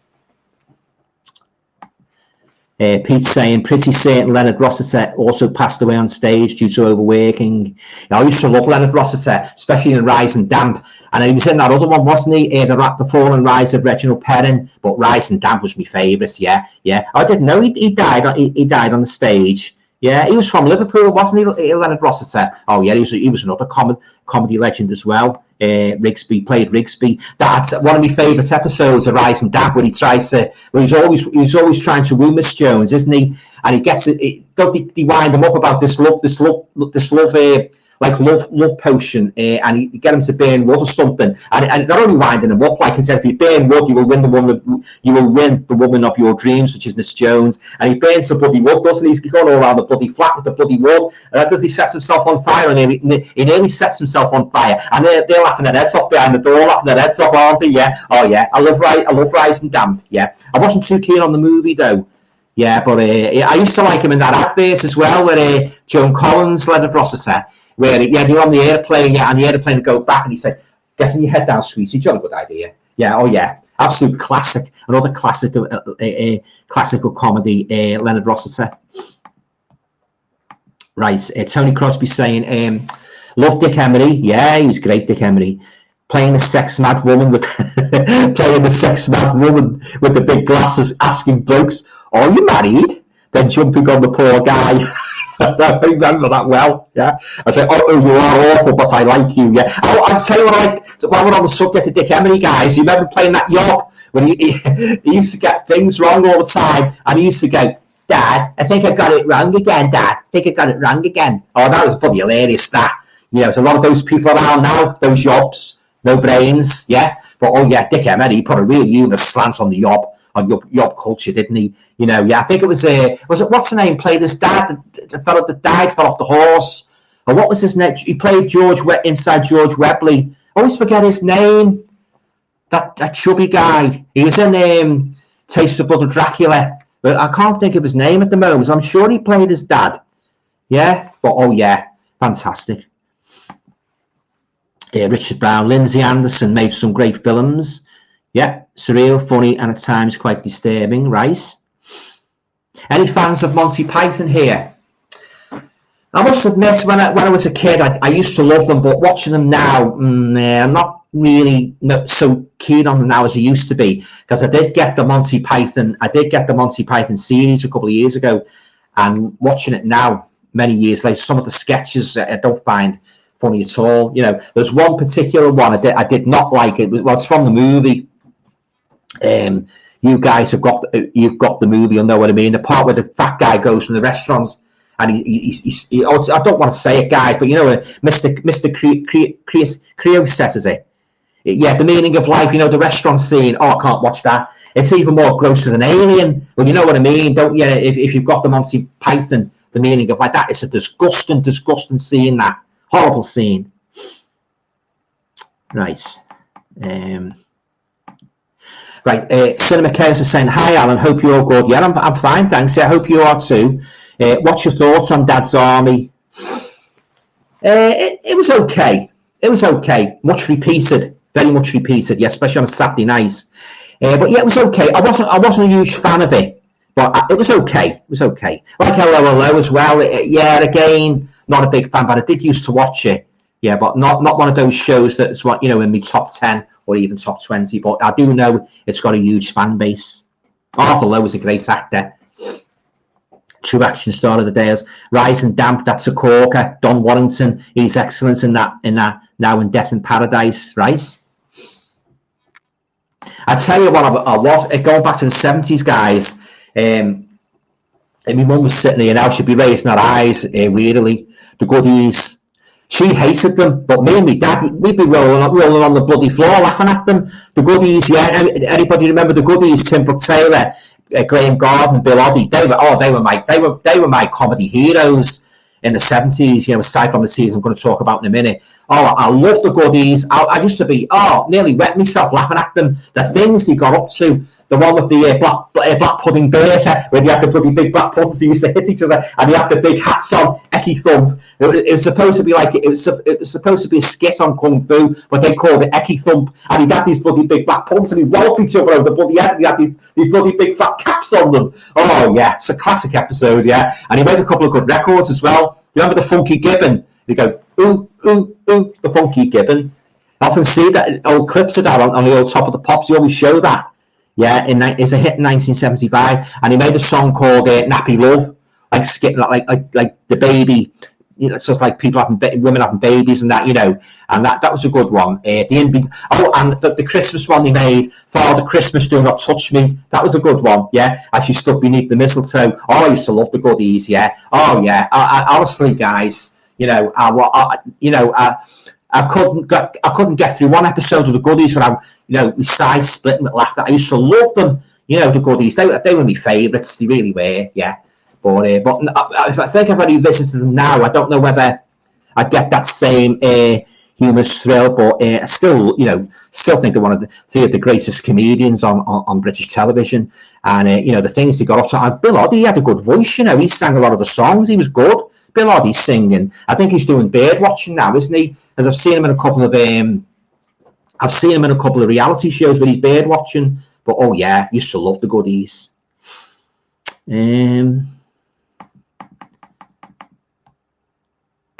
Right, Graham Powell saying Diana Coupland sang Underneath the Mango Tree for Ursula Andress and Dr. No. I didn't know that. Yeah, I tell you, a movie what Diana Coupland was good in. The Best Pair of Legs in the Business. Yeah, Reg Varney, he plays like a vaudeville performer. He wants to make it big. He wants to break away from the theatre circus.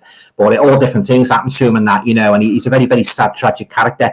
But Diana Coupland plays his wife, and she's carrying on, you know, behind his back and that. So if you haven't seen that one, guys, get yourself a copy of that. The Best Pair of Legs in the Business. It was made in 1973, and it's a kind of a tragic comedy movie. Yeah, and the picture's lovely as well. Lovely picture quality. Yeah, highly recommend that one. Oh yeah, love Diane Coupland. Yeah, of course, especially in Bless This House.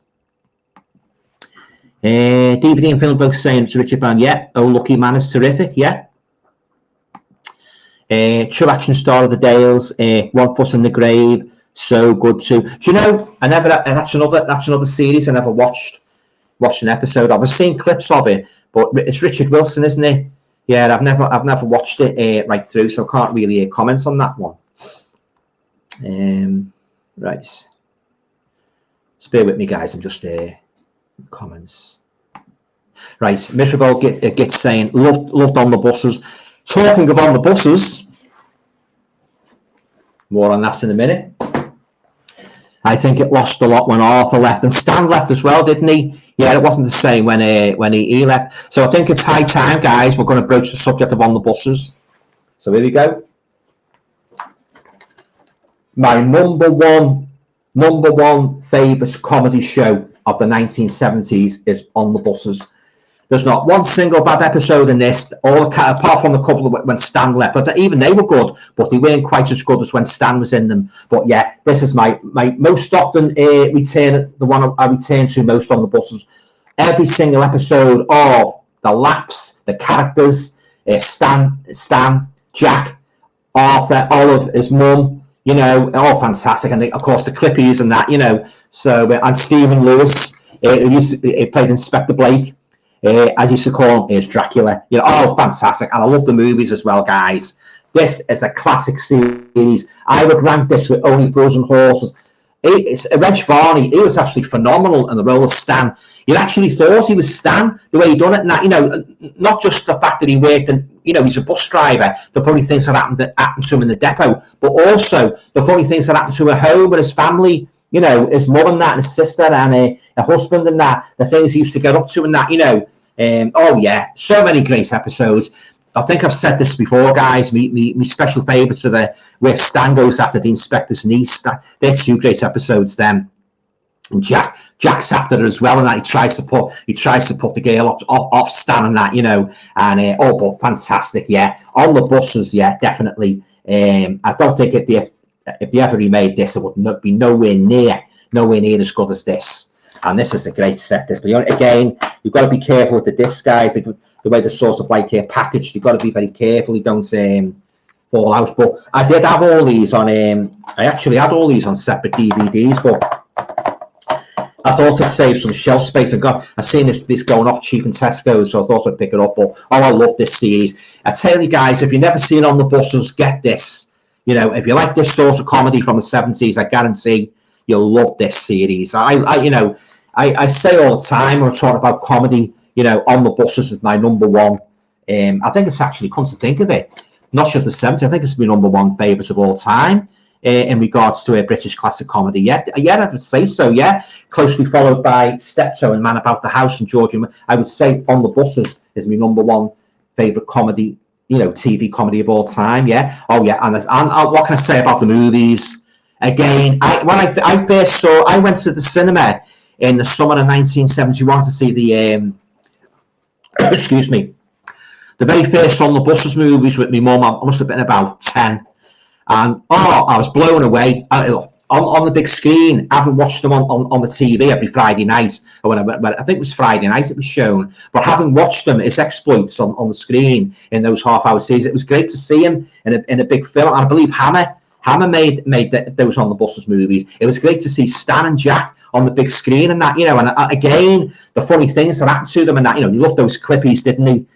I mean, let's face it, they weren't exactly pin-ups were the middle-aged men, but boy, they did not fancy their chances, didn't they, with the clippies guys? They really did, and that you'd only have to, a girl would only have to walk into the depot with a black jacket on and a white blouse and a tight mini skirt and black tights. I mean, oh God. Tell you, and Blakey, come on, get this bus out, and he'd come marching in with the clipboard, wouldn't he? Come on, bottle of your lace, get this bus out. Oh yeah, guys, I could sit here all night, spouting superlatives about how much I love. I'm going to do. I hope to do a full video, not a stream, but a full video of On the Buses. My thoughts on it as a whole and some highlights of the series. So stay tuned for that. But yeah, this is without doubt my #1 all-time favourite British sitcom, the fabulous On the Buses. Great writing, fantastic characters. Every series was great. The stories were great. What can I say? On the Buses, yeah. In my opinion, the greatest comedy show. Closely followed, because if you want to come a bit nearer, Only Fools and Horses. I think that's the closest. That's the closest series to get to it. Further on, I don't mean the 70s. I'm talking about further on. The 80s and 90s. I would say Only Fools and Horses. Again, great characters, great writing by Sullivan. But this fantastic, yeah. Created by Ronald Wolfe and Ronald Chesney. He created an absolute masterpiece when he created these characters, On the Buses, yeah. So there you go, guys. That's my #1 On the Buses. Right, I better get back to the comments and that, building up. So what's your opinion on the Buses? Is it your favourite sitcom as well?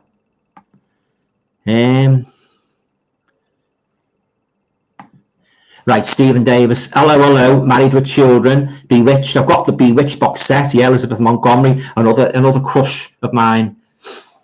Rewatching these at the moment. Yeah. True Action Star. There's. I remember Benny Dawn. That was awful. Didn't watch it, so I can't tell you the best thing about that, unfortunately. DVD and film bloke. Richard Brown. A Clockwork Orange. Oh Lucky Man. And Time After Time are the best films with Malcolm McDowell. Well, I've got that Eureka Blu-ray with Malcolm McDowell. That If, what he made in the late 60s, where he attends a public school, and I believe he made two more films with that character in it. It wasn't Oh Lucky Man and Time After Time wasn't that the same character, but yeah. So I'm looking forward to revisiting that one. If good actor, Malcolm McDowell. Malibu Stacy. What was that comedy with Alf Garnett that was very close to the bone? Till Death Us Do Part, I think you mean. Yeah, he was always going on about politics and that, ranting and raving, and the Scouse Git, played by Tony Booth, and that, used to sort of like have bickerings with him. He was good, Alf Garnett, yeah. He was always moaning about the political system and that, yeah. Yeah, I think that's what you mean, Stacey. Till Death Us Do Part. And then he made another one, didn't he, in Sickness and in Health, which I don't know too much about, but I do remember Till Death Us Do Part. Excuse me, guys, we'll just get a refill.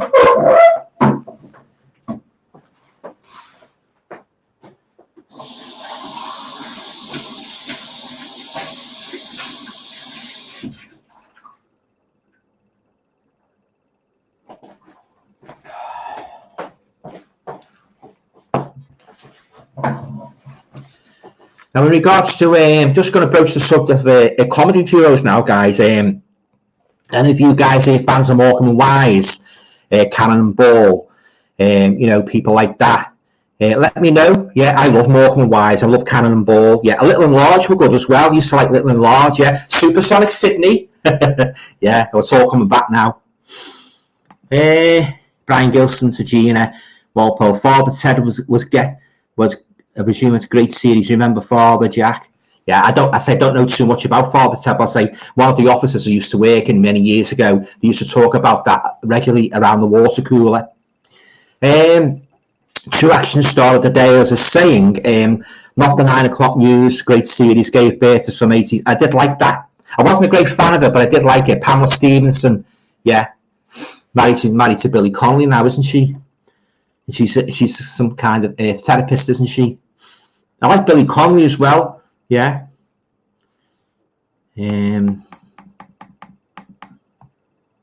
Right, Miserable Guess is saying, I watched The Good Life on BBC, and before it came on, some guy said, sorry about content.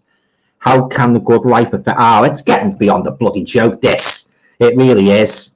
You know, somebody needs to stand up to these bloody shallow-minded TV execs and say enough is enough.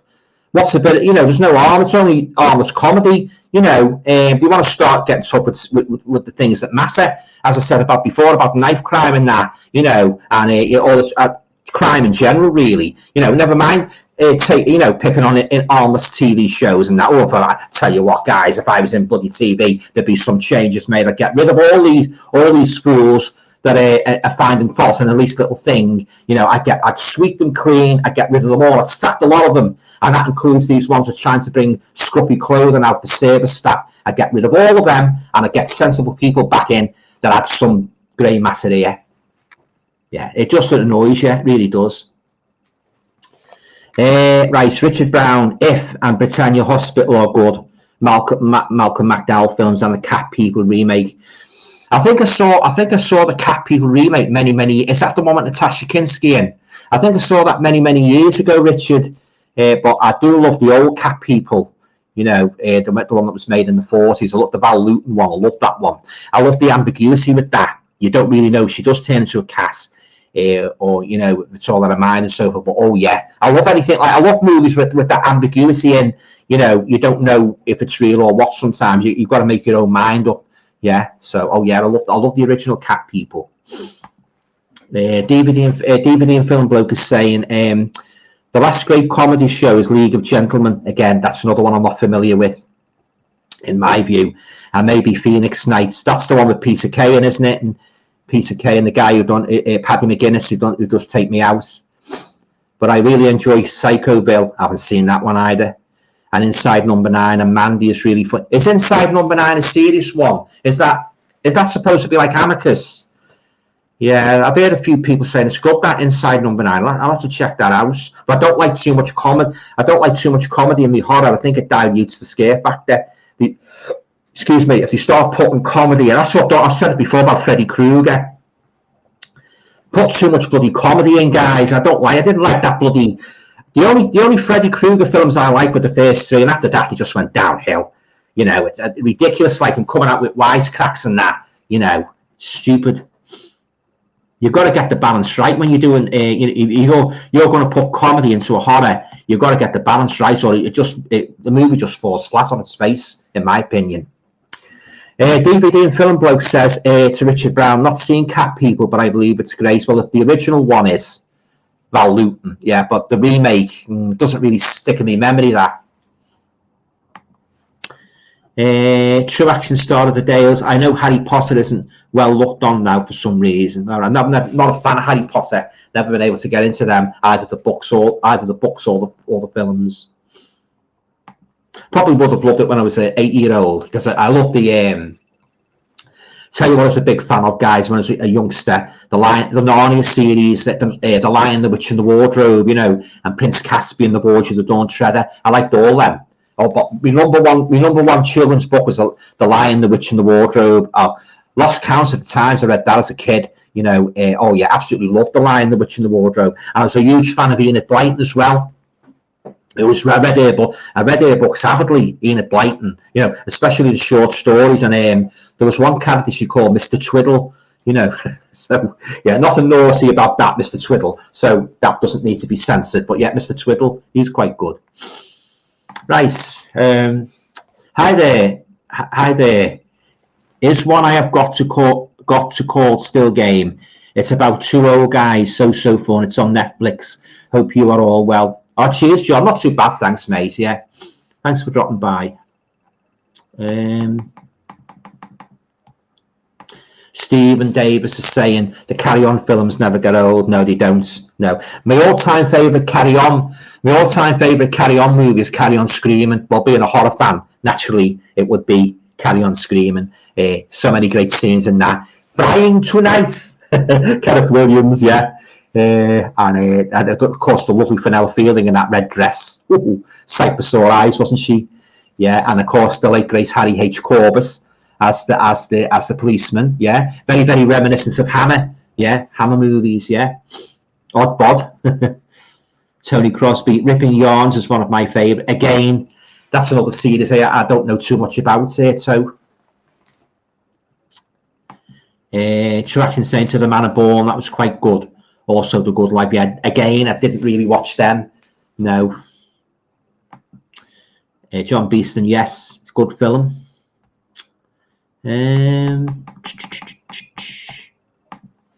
Walk On Always Believe is saying the lady in Nearest and Dearest was she the lady in Oliver? The lady married to Leonard Rossiter. Do you know what? I think she was an Oliver Twist. Oliver, the musical Lionel Bart, I mean. I'm sure she was Hilda Baker. Yes, she had a bit role. Yeah, married to Leonard Rossiter's character. The family who buys Oliver from Mr. Bumble, Harry Seacombe. It could be, you could be right. I think she was. I think Hilda Baker was in it. Oliver, that's a great musical, that. Absolutely fantastic musical. Oh, Oliver Reed. Oh, he was. Bill Sykes. Oh, what a stunning performance that was. Bill Sykes, yeah, the way he walked into the barn and it all went silent on that. Oh, very, very menacing figure. He was fantastic in that, Oliver Reed. Richard Brown, Malcolm McDowell, and not Malcolm McDowell. He played for Malcolm McDowell played for Newcastle United. I know, Super Mac. I remember him well. Tony Crosby, the Punch and Judy man is brilliant. Oh, thanks, To. Yeah, I'll have to get that. Yeah, I think it's Network.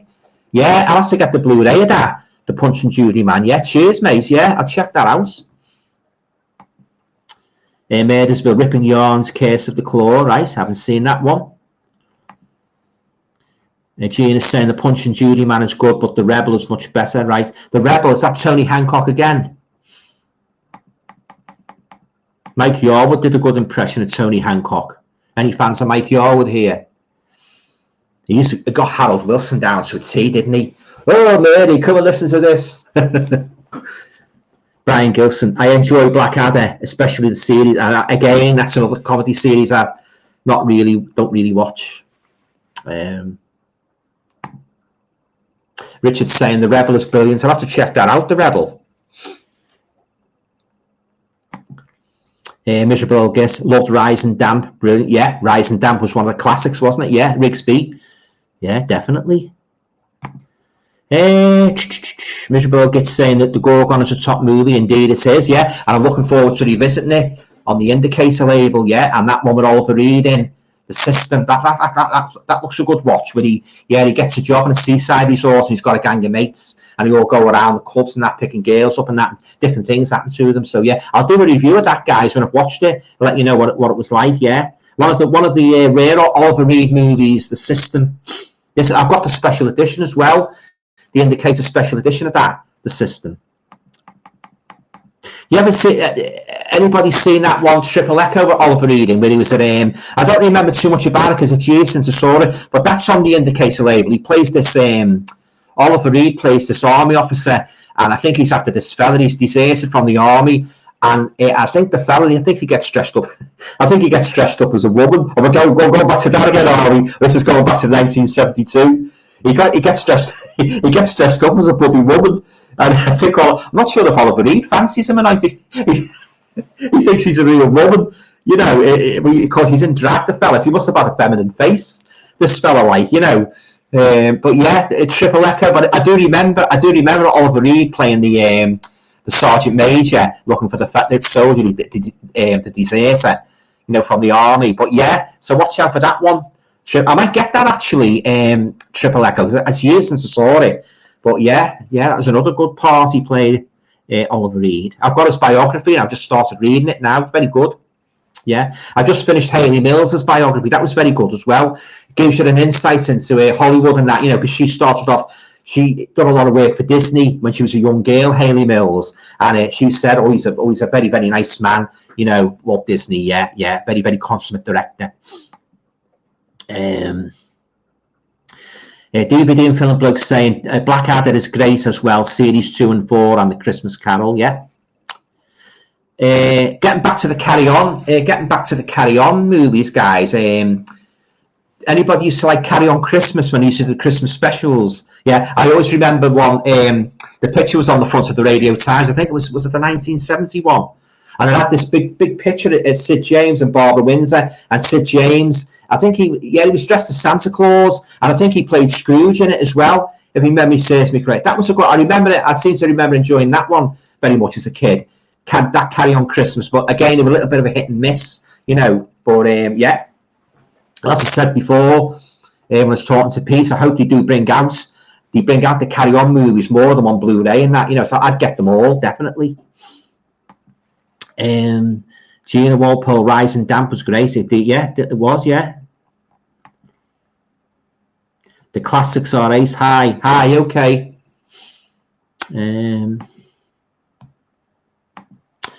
Stephen Davis, have you seen Take a Girl Like You? It's funny you should say that. I've got it in my collection and I love it. Yeah, I've got it. Yeah, Hayley Mills. Yeah, Oliver Reed. I've got it. Yeah, I've got the novel as well. Lovely coloured movie. Yeah, bit of a love story. You know, it's not really for everybody. It's a bit of a love story, a kind of a family movie. But yeah, I liked it. Yeah, yeah, great release from Indicator. Yeah, I like Take a Girl Like You. Yeah, fantastic. Yeah. I like the song in that as well, what they sing at the beginning. DVD and Film Bloke saying, hi, Liam, at the Classics are ace. Okay. Tony Crosby, the goodies were brilliant. Indeed they were. Yeah. But you would never get away with some of the episodes now. Oh, yeah, as I say, it's just bordering now. Bordering on the ridiculous now. You know, you could go on and on about these bloody idiots that are banning everything and that. They want to ban the bloody selves, as my mum sometimes says. Let's get sanity back into British society. Right, Meredithville saying, Ollie Reed is great in Sitting Targets, only on DVD. I haven't seen Sitting Targets. I'll have to watch out for that one. He was good in some of the Hammer films, Oliver Reed, wasn't he? Curse of the Werewolf and that, you know. And that one he played it like the psycho. He played like a psycho paranoiac. He was good in that as well. And he was in The Damned. He was in the Damned movies, wasn't he? Was it? What was it called? Was it Village of the Damned? Or he was either in, I think it was Children of the Damned he was in. Yeah, he was good in that as well. One of our greatest actors, Oliver Reed. Very serious, wasn't he? Yeah. Always remember that when he came on to Michael Aspel, you know, rotten, drunk, you know. Larry Fleetwood. I really like Romany Jones. I remember Romany Jones. Yeah, I remember that. Arthur Mullard and Queenie Watts. Yeah, that's it. I remember it. But also in the spin-off, You're My Door. Yeah. Trashy stuff, but in the good old funny way. Yeah. Remember? Or do you remember a series called Queenie's Castle with Diana Dawes, where she played the barmaid? I think she played the barmaid and she had a couple of sons. If my memory serves me correctly, guys, I'm sure she was she was the main character, and she had this pub, Queenie's Castle, and she had a couple of sons and that. I don't remember much about the episode, but I do remember it being in a series called Queenie's Castle.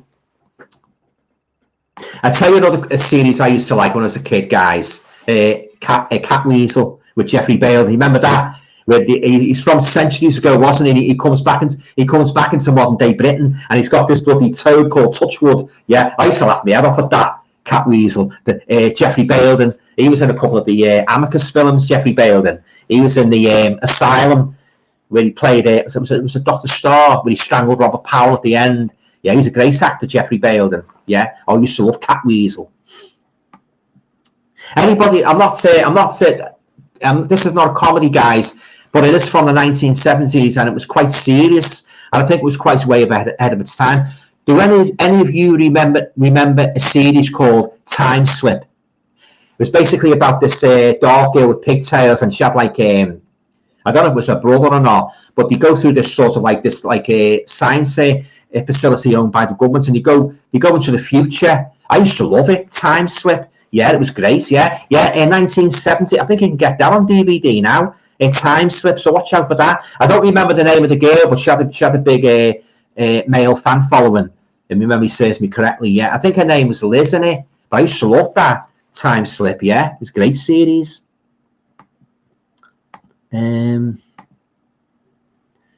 Magpie as well. I used to watch Magpie. I had a big crush on Jenny Hanley. Oh yeah, I like her in her movies as well. She's a lovely looking girl, Jenny Hanley. Yeah, yeah.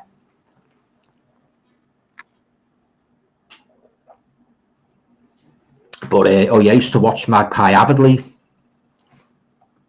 I remember Pipkins. Yeah, Inigo Pipkin. That used to be on. Used to be on a bit. Excuse me, guys.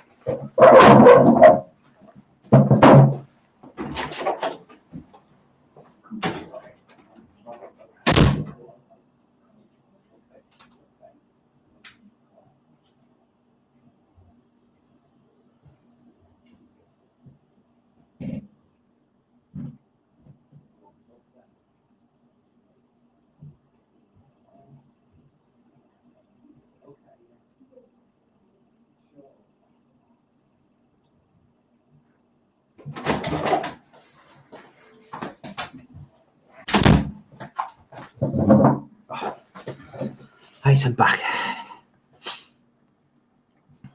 Yeah, I remember Inigo Pipkin. Yeah, I used to watch that of a dinner hour.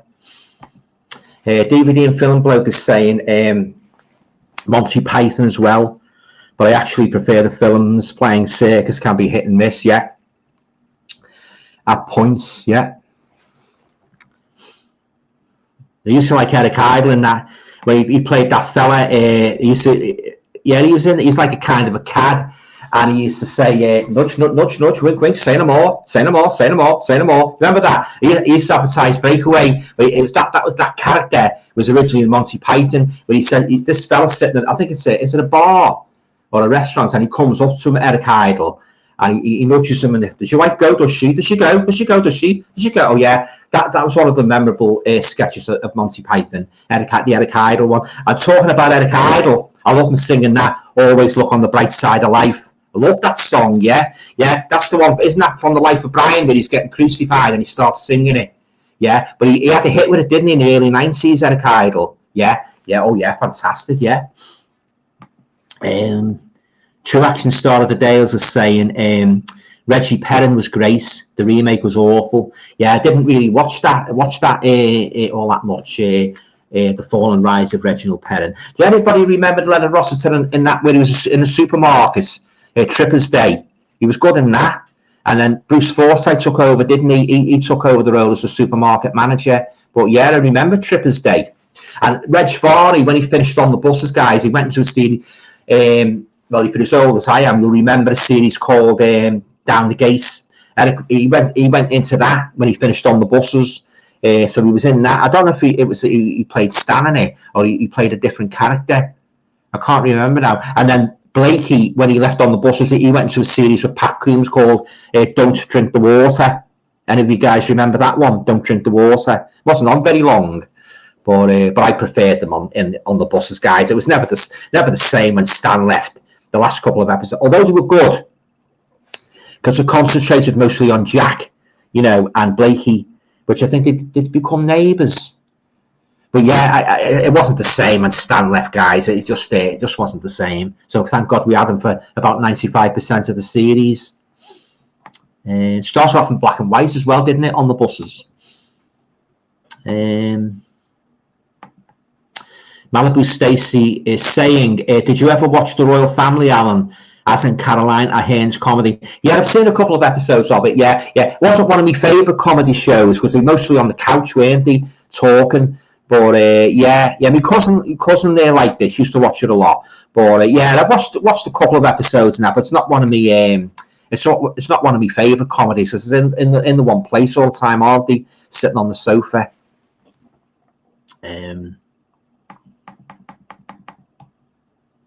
Right, DVD and film bloke is saying, True Action Star of the Day. Yes, I know of it. Hartley Hair is horrifying, right?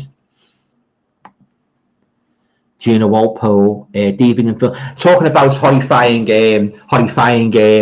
animals, guys. I used to be Well, this is when I was very young. I used to be scared of Lenny the Lion. Anybody remember Lenny the Lion? There was something about his face that used to scare me. You know, he had this, he had like a creepy looking face. And it's surprising, like when you're a kid, what you're scared of.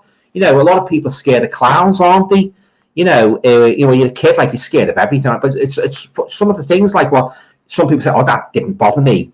You know, some people terrified of. You know, I didn't like that Lenny the Lion. I didn't like his face at all. It used to give me the creeps. Yeah, whenever he used to come on, he used to put my hand over my face. And there's just something about his face I didn't like.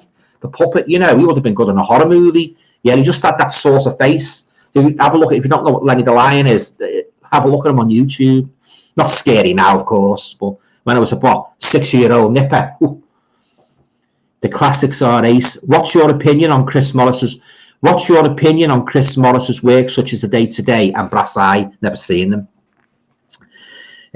Still have yet to see Jam and Nathan Barley, but I've heard they're great too, right?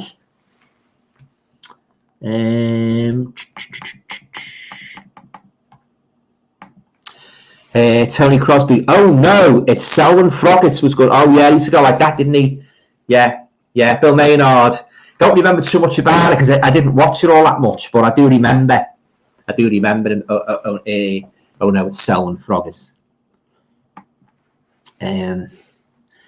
True Action saying the most funniest thing currently on TV is comedy drama. Doc Martin and Death in Paradise both feel like classic family TV shows. Again, I don't know too much about them because I haven't really watched them, to be honest with you. Stephen Davis is saying, I just watched Ralph Bates and Dr. Jekyll and Sister Hyde, classic. One of my all-time favourites Hammer horror movies, yeah. And Martine Beswick, who plays Sister Hyde, you would think she was his sister. The likeness, when I had a photo a couple of years ago, guys, in one of the horror magazines. I think it was the Hammer House of Horror, and they had a photograph of Ralph Bates and Martine Beswick side by side, and you would swear they were brother and sister. The likeness and that, quite remarkable. The likeness they got, you know, because you actually thought she was his sister, Martine Beswick. That's a great one. That Dr. Jekyll and Sister Hyde. Absolutely love that movie.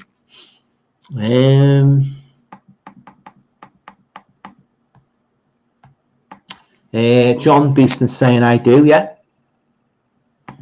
DVD and film bloke, Gino, but I think it's because I saw the films first, right? True Action star of the day is I had a Hartley hair. He certainly is a scary thing. The eyes are freaky. It's funny, isn't it? How some children's toys they can put the willies up kids when they're at a tender age. As I said before about Lenny the Lion, I had nightmares about him. Must have been right until I was about 9 or 10. But just something about his face and the way he spoke as well. He had like a creepy voice, you know. Yeah, I was terrified of Lenny the Lion because my family used to laugh at me and that's only a bloody lion and that. Yeah, but there's something about his face I don't like, you know. But yeah, you know, it's surprising when you're a kid what you're scared of. And as I said before, a lot of kids are scared of clowns, aren't they? Don't bother me. I've seen a lot of horror films with clowns in, Pennywise, you know, don't bother me at all, you know. But yeah, as I say, like when you're a kid, you're scared of your own shadow. Mr. Bogus, how bad is Saturday night TV? Very bad, very bad. Watched Dad's Army and then found out most watched That's Nice. How sad. I love Dad's Army. Yeah, they've got a big fan base, Dad's Army, hasn't it? Yeah. Repeated a lot and all, hasn't it, over the years? DVD and film bloke is saying the classics are like, yeah. Cheers for introducing me to those. I need to watch Jam. Yeah. DVD and film bloke, me too. Yeah. The classics are ace. I know that when Nathan Barley first came out, a lot of Chris Morris's fans found it a bit underwhelming, but now a lot of people seem to be calling it ahead of its time. Co-written with Charles Brooker. Yeah.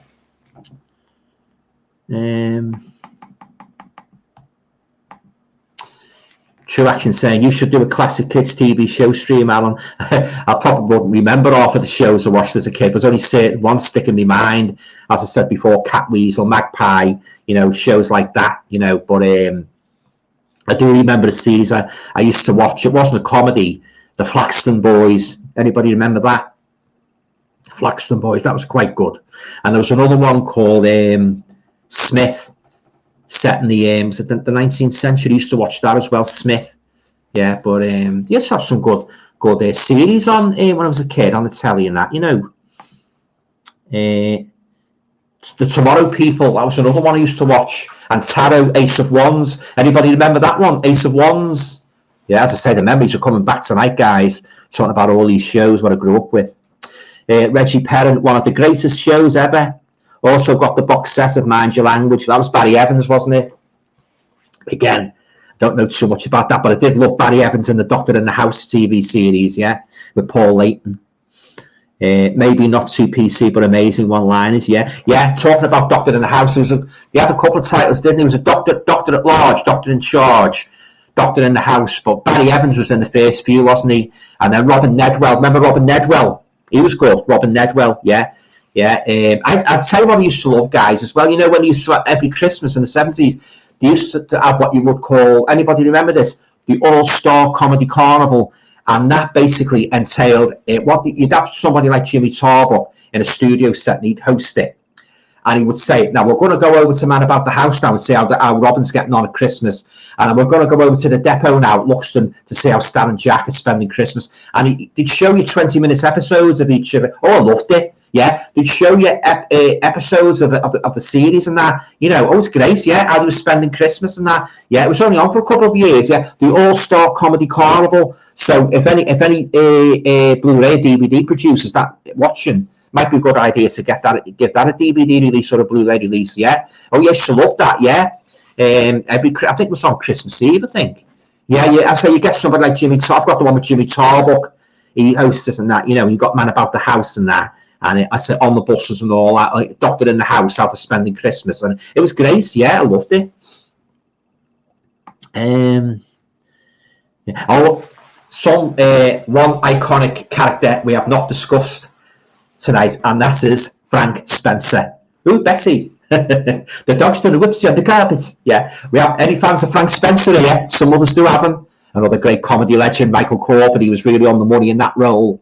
Playing the goal was Frank Spencer, and of course Michelle Detrice, where played long-suffering Bessie. Yeah. Oh, the scrapes he got into as well. The one where he done his own stunts as well, Michael Crawford, where he was the car was on the edge of the cliff and that, and the one where he was in the airplane and that. Oh yeah, fantastic that. I've got the box set of some others do have him. He was great, and nobody but Michael Crawford could have played that role as Frank Spencer. Oh, he's fantastic. Yeah. Yeah, so as any fans of some others do have me here, discuss, yeah. I tell you what, guys, I've enjoyed it so much. I think we'll go on to about 11 o'clock, so you're going to have to put up with me till 11 o'clock if that's okay. So keep, look, talking about classic comedy, ask me anything at all. Doesn't have to be confined to comedy, although that is the main theme. Ask me anything at all within reason, yeah. So yes, I'm going to be on till 11 o'clock if that's okay. Really enjoying this tonight. Right, Stephen Davis is saying, Carry On England was the worst Carry On. Wasn't too keen on that. Yeah, you're right, it's not funny now. I wasn't too keen on that one. He started to lose the magic, didn't he, with those last two movies. Yeah, that was some memorable lines though. That one was a Carry On Cleo where Kenneth Williams says, Infamy, they've all got it infamy. Classic lines. Oh god. As I say, frying too nice. Jam and Nathan Barley are fantastic, right? John Beeston's saying, Mr. Carry-Ons, yeah. I do watch them now and again. Love Steptoe and Son. Steptoe and Son's fantastic, yeah. Oh, perfect comedy time as well. And those long monologues they had, in the house and that, Harry H. Corbett and Wilfred Bramble, wow. Their memories must have been fantastic, because it was done so naturally, wasn't it? When you were arguing that, all that script you had to learn. Oh, fantastic, yeah. He was a good dramatic actor as well. Harry H. Corbett, he was in the theatre and that, yeah. Fantastic, yeah. And Wilfred Bramble, I liked him in the Beatles film as well. A Hard Day's Night, yeah. That's my favourite Beatles movie, that. A Hard Day's Night, fantastic.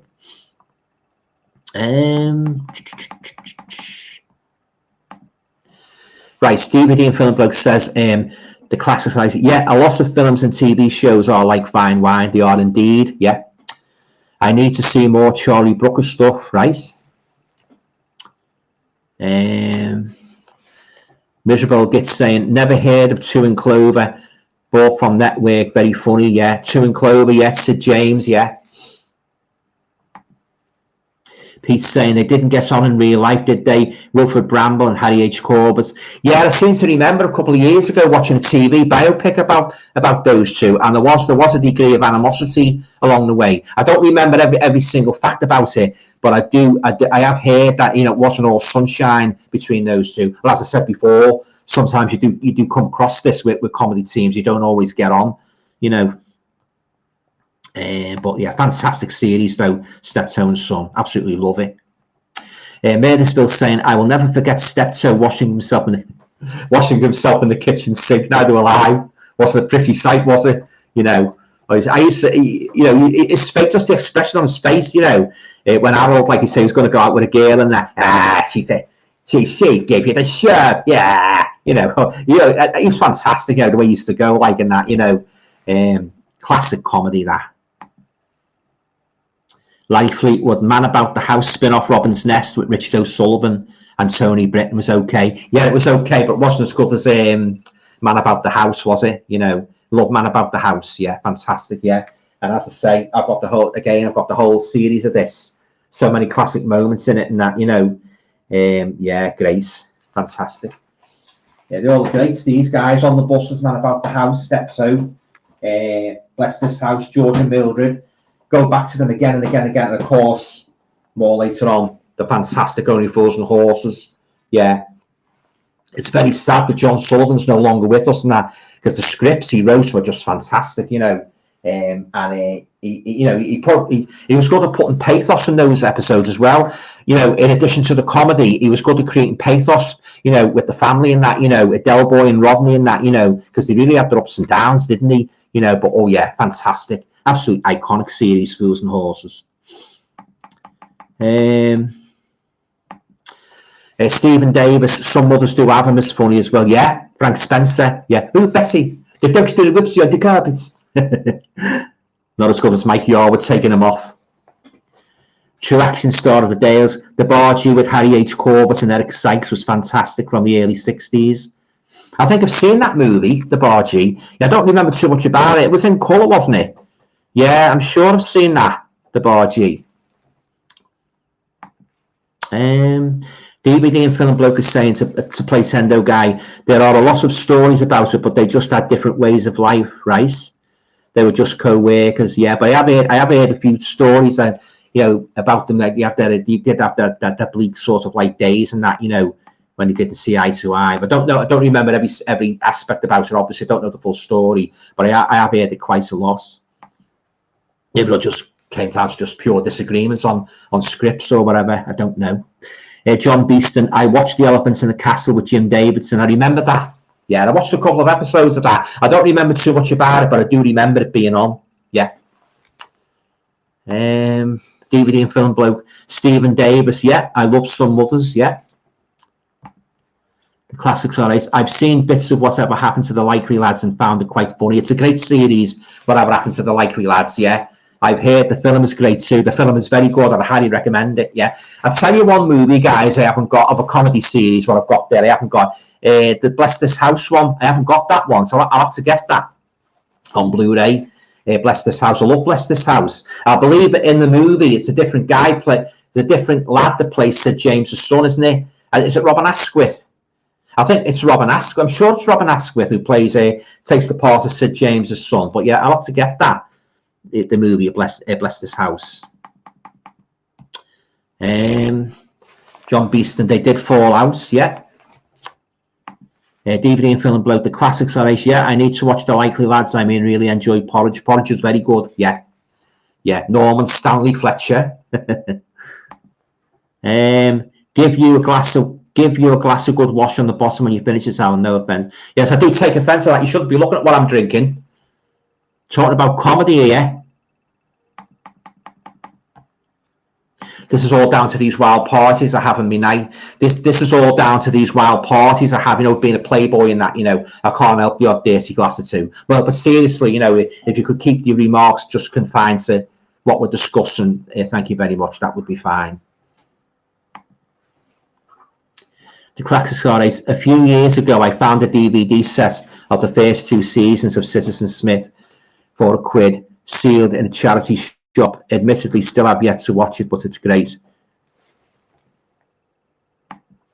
Yeah, so if we just keep the topics confined to, you know, comedy and that, films and that, you know, don't want any personal slights or anything, because I'll just terminate the stream.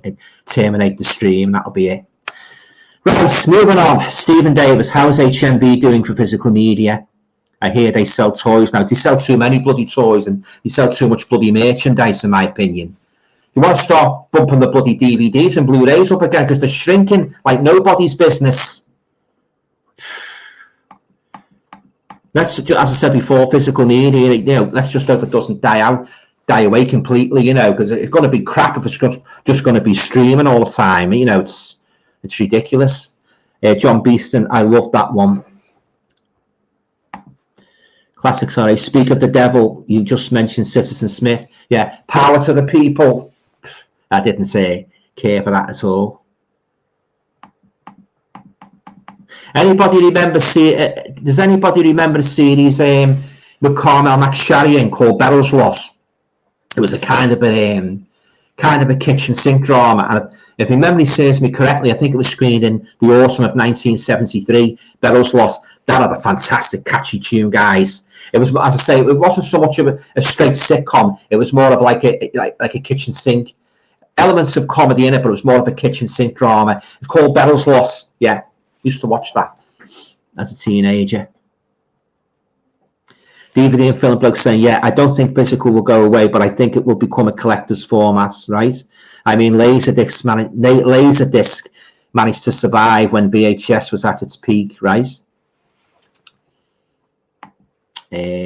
Tony Crosby, the Frankie Howard Confessions was a great series. Yeah, used to love Frankie Howard. Yeah, he did a couple of what's the names, didn't he? Circuits, college circuits, where he did a show for the students. Yeah, I've watched a couple of them on YouTube. Yeah, oh, used to love Frankie Howard. Yeah. The classics are Ace is saying, I know the bit where they break into the local constituency building to protest, but it turns out all the MPs have gone on holiday, right? Walk on, always believe physical media is best. It keeps the films and series alive, yeah, and it's real. Whereas streaming, it can get cut, deleted, lost. Yes, definitely. And it's nice to see all your movies on the shelf, isn't it? You know, all your Scream Factory, all your Arrow and that, all lined up, all the spines and that. Yeah, oh yeah, I love collecting movies. Murdersville, Up Pompey for Frankie Howard. Yeah, Up Pompey. It used to go like that. You made a song. Oh, Pompey. I remember that song, Up Pompey. Yeah, I don't know if I've gotten the charts or not, but I do remember him singing and going like that with 2 fingers. Oh, Pompey. Yeah.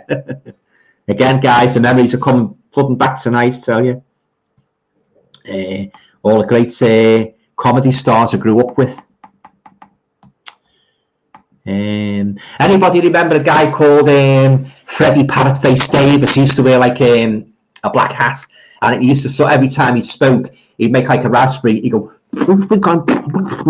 like that. As he spoke, he'd sort of like blow a raspberry. I'm not Cupid. I'm Cupid. I'm playing Cupid. Yeah, he's a case him as well. Freddie Parrotface Davis. Type him in Google and you'll find out about him. Yeah, he was on the telly quite a lot, and he was in the comics as well. But he used to crease me up every time he spoke. He'd talk with a raspberry. So yeah, so check that out. It's, if you don't know about him, Freddie Parrotface Davis, and you'll see all about him. Walk on, DVD and film bloke is saying to walk on, always believe. Agreed. I mean, I would be depressed if physical actually disappeared. Yeah, I think a lot of people would be. It's really more if they stop making players. Yeah. Keep physical media alive. Don't let it die, for God's sake. It'll be a very, very sad day for collectors like us if that dies away completely, which I don't think it will. You know, because there's too many people. There's too many collectors buying from labels like Arrow, Vinegar Syndrome, Scream Factory. So I don't think, well, I just pray that physical media is with us, you know, for good. Miserable old guest, Dad's Army, no smut or bad words. Yeah, great show. Sad most of them have now left us. Yeah, oh yeah. That was one of the iconic series, wasn't it? Dad's Army. Murdersville saying, "Are You Being Served?" went down well in the US. Oh, right. So they liked it out there, did they? It was good. Are You Being Served, wasn't it? Yeah, yeah. You saw it the way Mr. Lucas, he's always after Miss Brahms, wasn't he? And of course, Mrs. Slocum. Don't you touch my pussy? Yeah. Oh, yeah. And then you have like Mr. Rumbold, and young Mr. Grace saying, "You've all done very well." Yeah. Oh, yeah. So many, again, guys, so many iconic characters. For me, I think that's what makes a sitcom stand out, is when you've got good characters, unforgettable characters, what stay in your mind and you never forget them. I think that's Only Fools and Horses is a good example. You never forget Del Boy, just like you'll never forget Stan Butler up on the buses. You'll never forget Rigsby out of Rising Damp.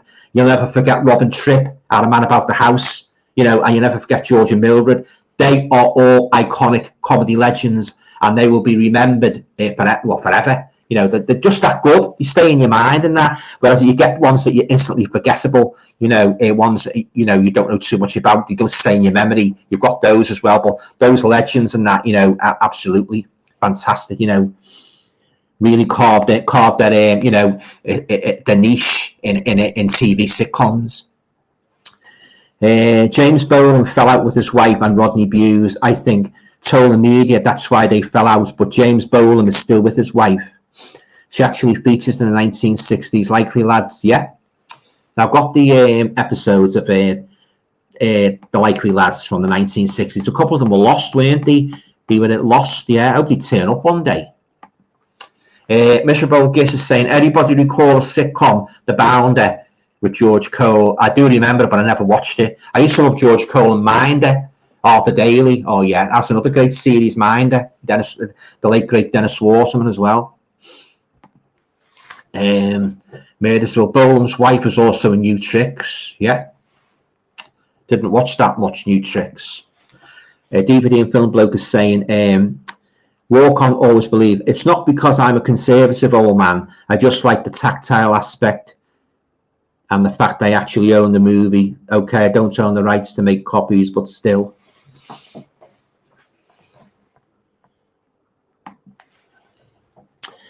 True action star of the Dales, poor old Rodney Bewes passed away quite a few years ago, and all the On the Buses cast are gone now. I know, yeah, very sad, and that, it really was.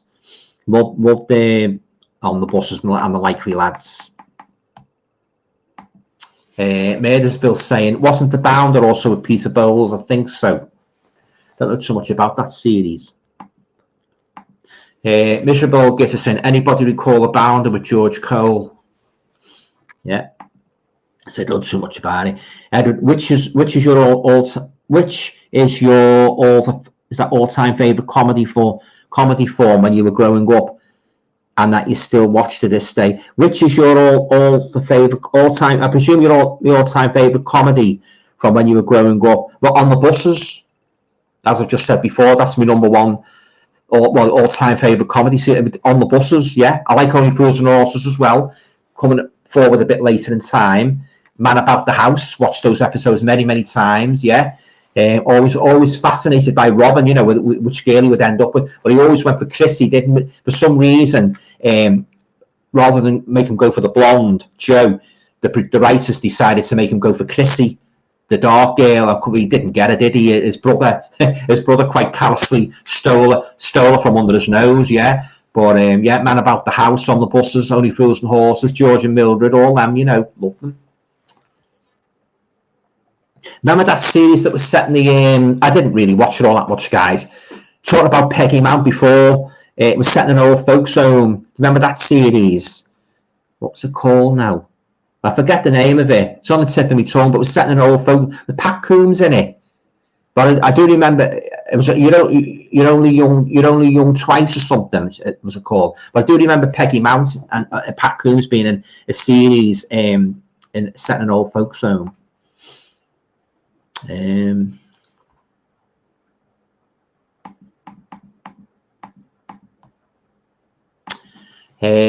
John Beeston is saying, "I am enjoying your book, Werewolf Nightmare." Oh, thanks very much, John. Yeah, I appreciate it. Yeah. That was my little nod to the Hammer and Amicus movies, what I love so much. Yeah, I'm glad you enjoyed it. Yeah, and if you've got time, you know, whenever you want to. If you could just put a little review for me on Amazon, that would be really appreciated. Yeah. Oh, thanks very much, John. Yeah, I'm glad you enjoyed my book.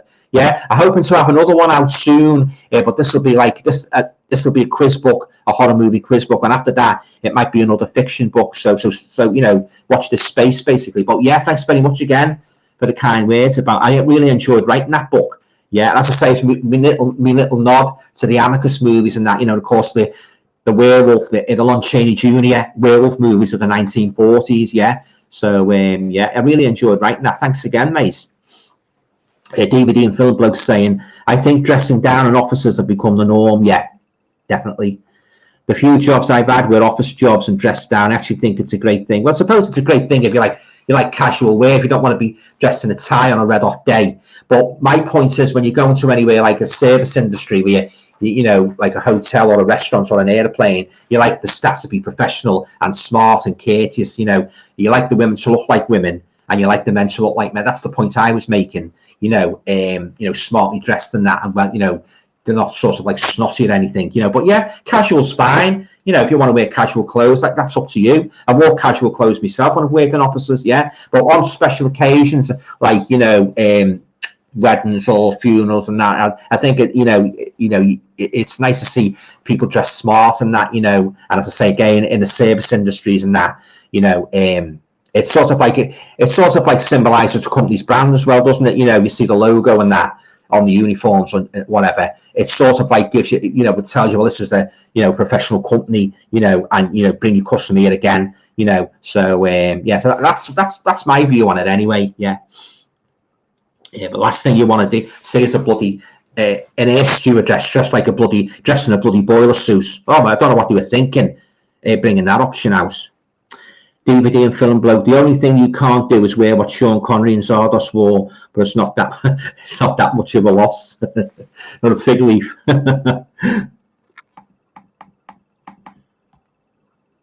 Tony Crosby, The Magnificent Seven Deadly Sins. Yeah, it's good, that. As I said before, it's a great one, that.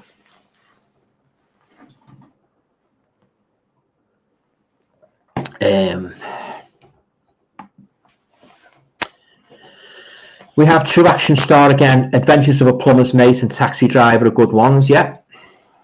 The Lizard Monkey, the late great Carry On cast were a real joy. They were indeed, yeah. Fantastic. As I say, I might get that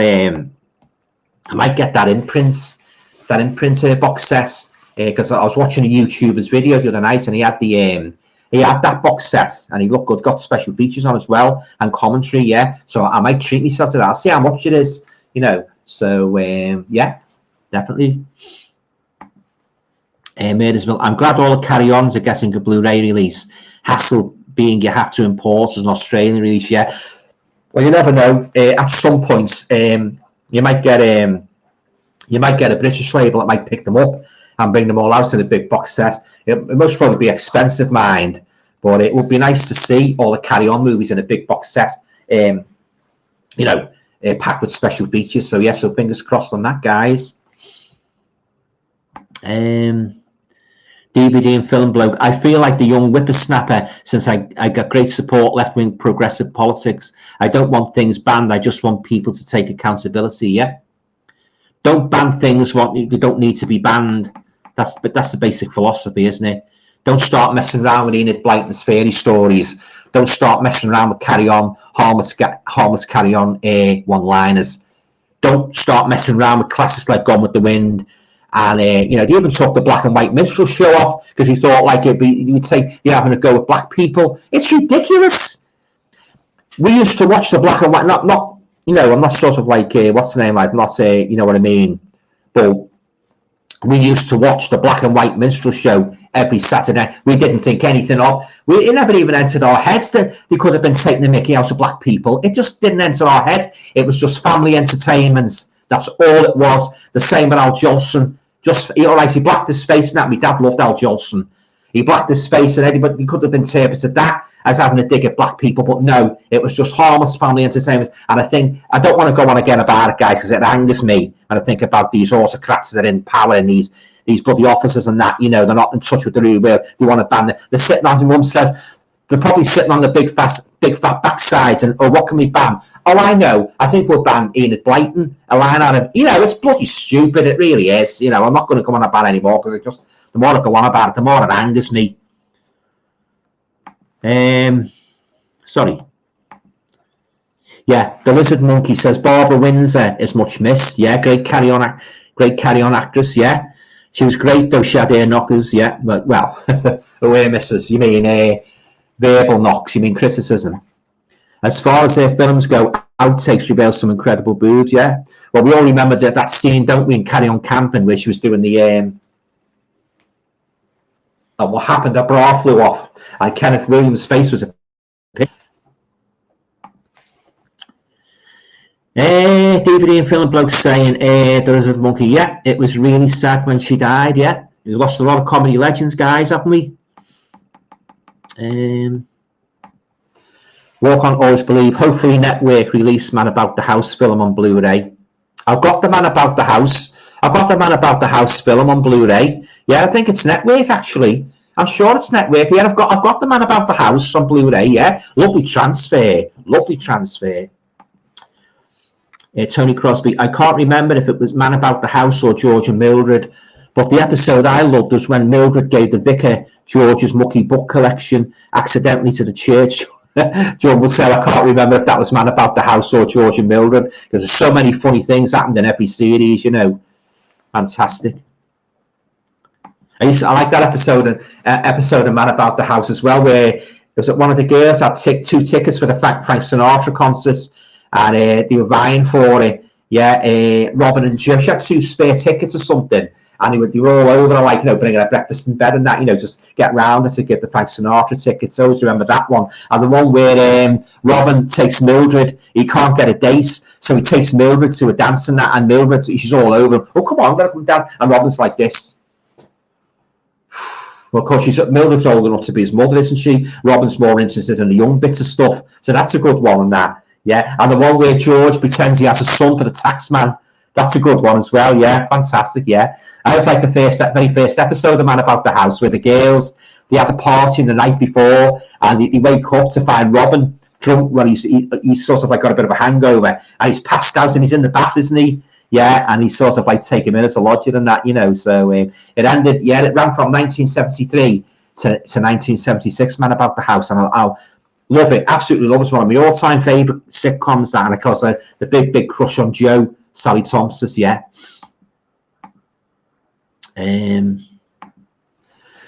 Walk On Always Believe. With Man About the House, George and Mildred had their own show. Robin got married, yeah. Had kids and ran a restaurant, yeah. Robin's Nest, yeah, that's right. Chrissy got married, yeah. What do you think? Who do you think ended up with Joe? Well, I would have liked to have ended up with Joe. No, seriously. No, I would have liked, as I said before, I would have liked to have seen Robin end up with Joe. She was a lovely blonde girl, wasn't she? Yeah, very attractive, yeah. And she gave the impression that she was dopey, but she was all there, I was always actually annoyed with sometimes why the writers didn't write it, where Robin was after. He couldn't get Chrissy, so he'd go after Joe. He did have 1 or 2 sort of like, shall we say, brief intimate encounters with her. Where there's one episode where they're sitting on the sofa, him and Joe, and I think Joe's reading a magazine, and Robin, he's fiddling around with the TV. So do you remember the series, guys? What I'm talking about? He's flicking the TV. Oh, I'm bored. And he's flicking another show. Oh, I'm bored. And he said he's flicking again, and Joe's like that. She goes.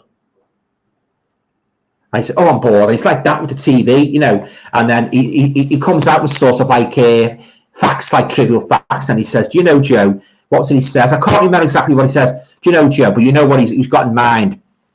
Do you know, Joe? You know the way he used to speak.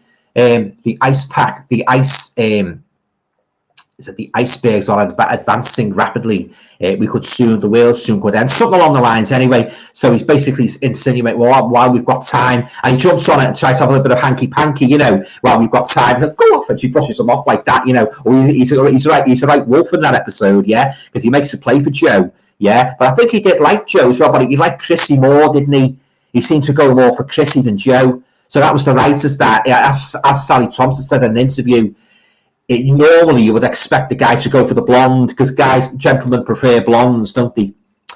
So you would have thought that Robin, the writers would have made Robin go for Joe, but no, they turned it on its head and he made him go for Chrissy, the brunette, which of course there's your series Man About the House, yeah, relentlessly pursuing Chrissy only to lose her to his slimy, scheming brother. There you go. Right, catch up the comments, guys. Right, got about a quarter of an hour to go, guys. So if you want to get your questions in before I finish at 11, yeah, ask me anything at all. You know, I'm here till 11. I've really enjoyed myself tonight. I'm sorry for the rather lackluster impressions, but I couldn't resist them. I can't resist throwing the odd impression in of these comedy characters because I absolutely love them. You know, Frank Spencer, Bessie, and all that, and Stan Butler. You know. Del Boy, this time next year, Rodney, we could be millionaires, you know. Oh yeah, fantastic, yeah, great writing, some of those comedy shows, you know, fantastic script writers. Steve used to love Please Sir, that's one we haven't mentioned tonight. John Alderton, yeah, Please Sir, yeah, I used to watch that avidly when I was a kid. I love Please Sir, yeah, the fellow with the piece of Cleo, was it Duffy?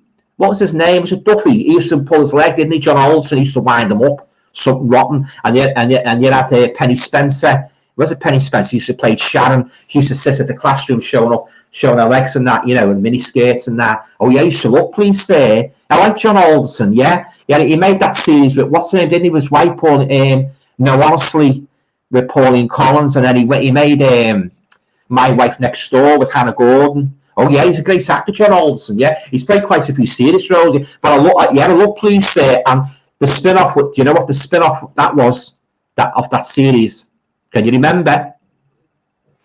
It was the Fence Street Gang, which was not as good, in my opinion. It was not as good as Please Sir. Still enjoyable. Didn't last very long though.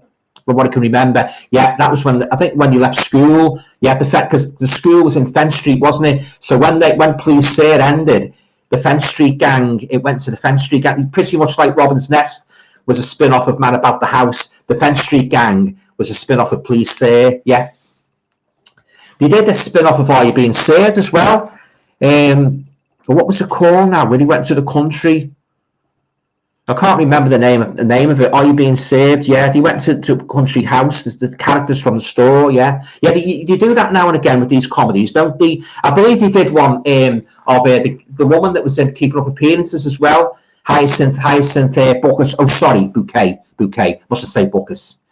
Yeah, they did a spin-off. They did a spin-off of her. I didn't know this till I watched that documentary that was on Channel 5 the other night. They did a spin-off of her when she was young, a young Hyacinth Buckus. Oh, sorry, Bouquet. Why do I keep saying Buckus? It should be Bouquet. Yeah, oh yeah. It's surprised, like when you watch these documentaries, you learn a lot. Right, Murdersville, two Bill Maynard shows, Selwyn Froggatt and the Gaffer. I remember the Gaffer. Yeah, I remember that, yeah. Miserable August. Yes, $9.99 was the set on the movie. Was not on sale long, yeah. Snapped up, yeah. Anybody remember Terry and June with Terry Scott and June Whitfield? That was pretty good, yeah. I used to like Terry Scott. He's been in one or two of the Carry On films, hasn't he? Terry Scott and June Whitfield, of course, fantastic actress. Gina's saying, I love the original Addams Family. Yeah, very good series. But as I say, that Monsters, I think I'll avoid that new Monsters movie. It looks awful, although it's a nice colour. I don't think I'll be watching that. Not even renting it. True Action Star of the Dales. I love that show, Heartbeat with Nick Berry. Yeah, he made that song, didn't he? Every Loser Wins in 1986. Yeah, he was in EastEnders, wasn't he, Nick Berry? Yeah. Sung the theme song after that, EastEnders. Every Heart song, talented guy, now a recluse. Talking of EastEnders, there's another big female crush of mine and that. Do you remember the girl that worked in the bank, Debbie, played by Shirley Cherison? Oh, I thought she was a lovely looking girl. Yeah, she was with Andy, wasn't she? The Scotch guy. He worked in the hospital, didn't he? As a male nurse. Oh, she was lovely, absolutely gorgeous looking girl. It's a great pity we didn't see her in any more shows after that, because she was in Angels, wasn't she? Shirley Cherison, and then she went into EastEnders. But she has popped up now and again in a couple of comedy shows. Yeah, she popped up in that spin-off from Are You Being Served? I think she played the secretary Yeah, but lovely looking girl, yeah. She just vanished after EastEnders, yeah. Yeah, she played the girl worked in the bank, Debbie Wilkins, yeah. Yeah, oh yeah. Very, very pretty girl, Shirley Cherison. Miserable Old Git, that Monsters movie, stay clear, awful, yeah. I've heard a lot of horror stories about that, if you'll pardon the pun. Walk On, Always Believe, true action star of the Dales, really? I never knew they released the Man About the House Blu-ray, thanks, I'll get that. Oh yeah. Yeah, it's been out for quite some time in Man About the House Blu-ray. And they released one around about the same time. They released one of Love Thy Neighbour as well. Yeah. Oh, yeah, you've got to watch that label network. Yeah, they bring out some good releases, you know. Yeah, always go check on the website and that.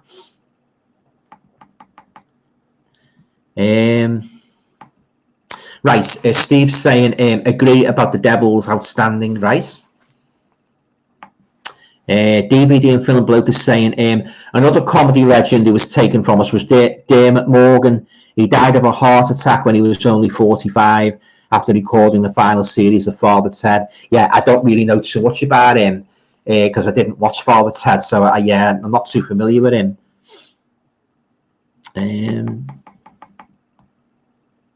Anybody here are fans of the Liverpool series that was in the 1980s, Bread?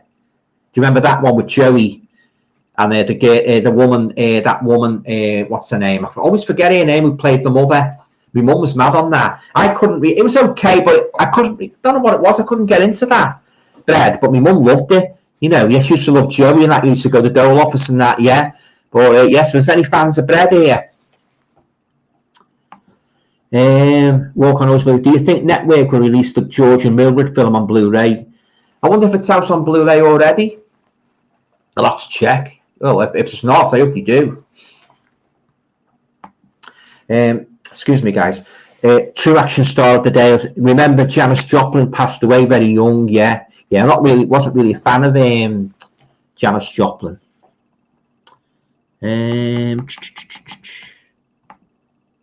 Right. Tony Crosby's saying the Kenny Everett Thames television box set is great, Alan. I used to like watching him. Kenny Everett, yeah, and he used to take that character off, didn't he? It's all done in the best possible taste, and he used to cross his legs. Yeah, he used to love Kenny Everett. I like the movie what he made as well. Bloodbath at the House of Death with Pamela Stevenson in and Gareth Hunt. Yeah, I think that's a very good.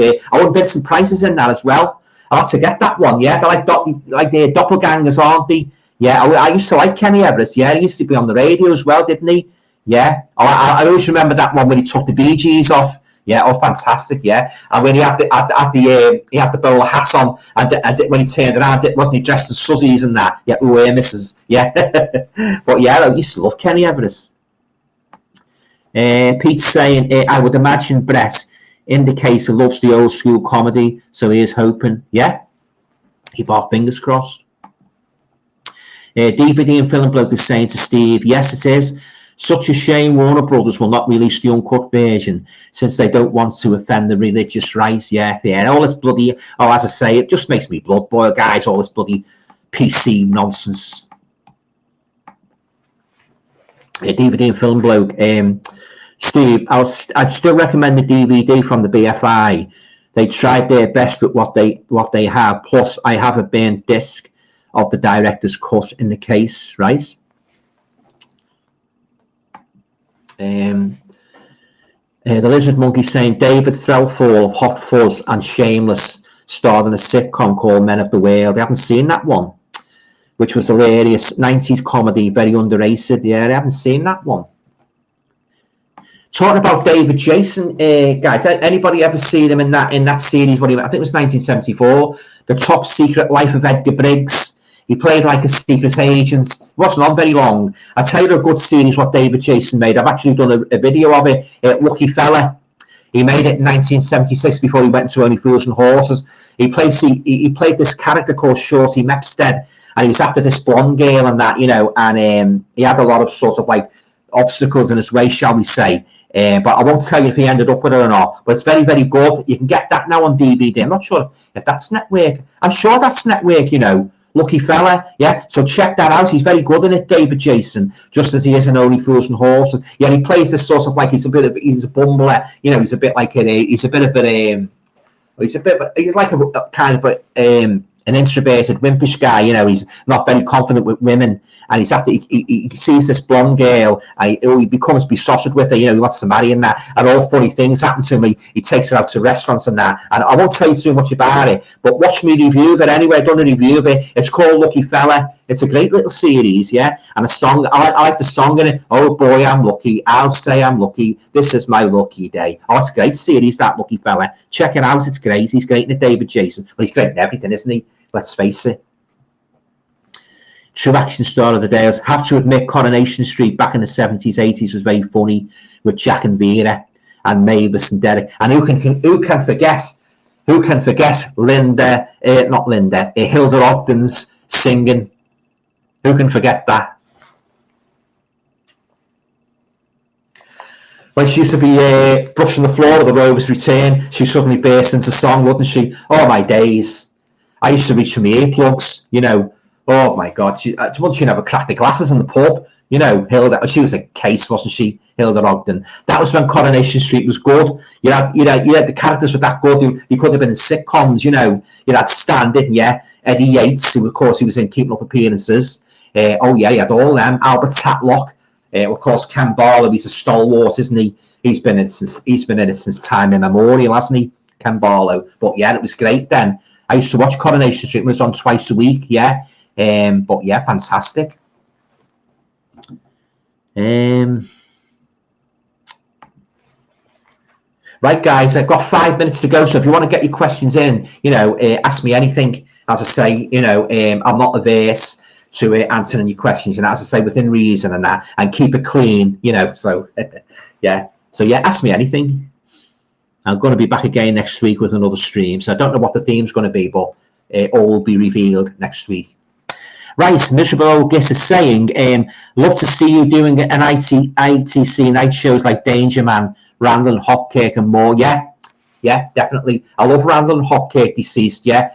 Or that immortal line, what Marcy utters, nobody can see me, Jeff. Only you, Jeff. Only you. Oh, yeah, fantastic, yeah.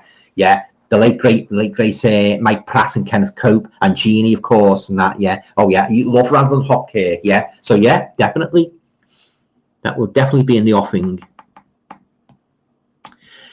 Right, Steve's saying, a brilliant comedy satire movie was the rare movie Oh Lucky Man with Malcolm McDowell, yeah. And Helen Mirren. Isn't that the same character that was in It? Because I've heard he made 2 more films of him. That character was in It where he's in a public school. And I didn't know this, so somebody told me that he'd made. I'm sure that Oh Lucky Man was the next one of the 3.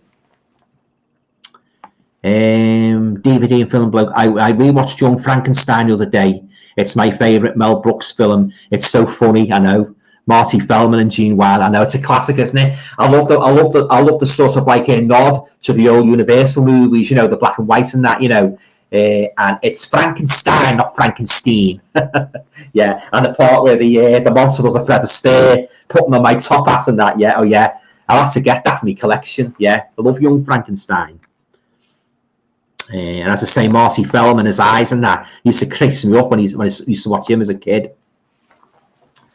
True action star of Dales is saying, remember Lovejoy? Yeah. Ian McShane, yeah, he was a dodgy antique stealer. Yeah, great comedy drama. I don't remember too much about the series, but I do remember him being on. Wasn't he on Sunday nights? True action star saying, I used to like Boone with another alcoholic who sadly passed away, Michael Elphick. Yeah, remember that. Hi Ho Silver, Lone Ranger theme song. Yeah, Neil Morrissey was also was in it. Yeah, from Men Behaving Badly. Yeah. Murdersville, David Nixon worked with Ali Bongo. Yeah. Oh, I remember Ali Bongo. Yeah. David Nixon. He's a great magician. He used to like Paul Daniels as well. He was good. You like this? Not a lot. Sorry, guys, I couldn't resist another corny impression. Right, DVD and film bloke. I believe Marty Feldman had thyroid disease. Oh, right. And developed Graves' ophthalmopathy, causing eyes to bulge. Oh, I didn't know that. He died when he was 48. Yeah, bless him. I didn't know that. Anybody remember a guy called Jimmy Clitheroe? Now, if you're not familiar with Jimmy Clitheroe, he was basically a schoolboy all his bloody life. He never grew up. Well, to all intents and purposes, physically, you would think he was still about, what, 13, 14. Jimmy Clitheroe, yeah, he played an eternal schoolboy. Yeah, he was on the radio, and then I think he made a couple of films. I'm sure he made a couple of films. But I do know he made a series. Yeah, Jimmy Clitheroe, yeah. I used to watch him as a kid, and I was surprised when I learned he was a man. He must have had that disease, what the orphan had, where they look like they're young, but they're bloody grown up. Yeah, so that's an actual disease, I think.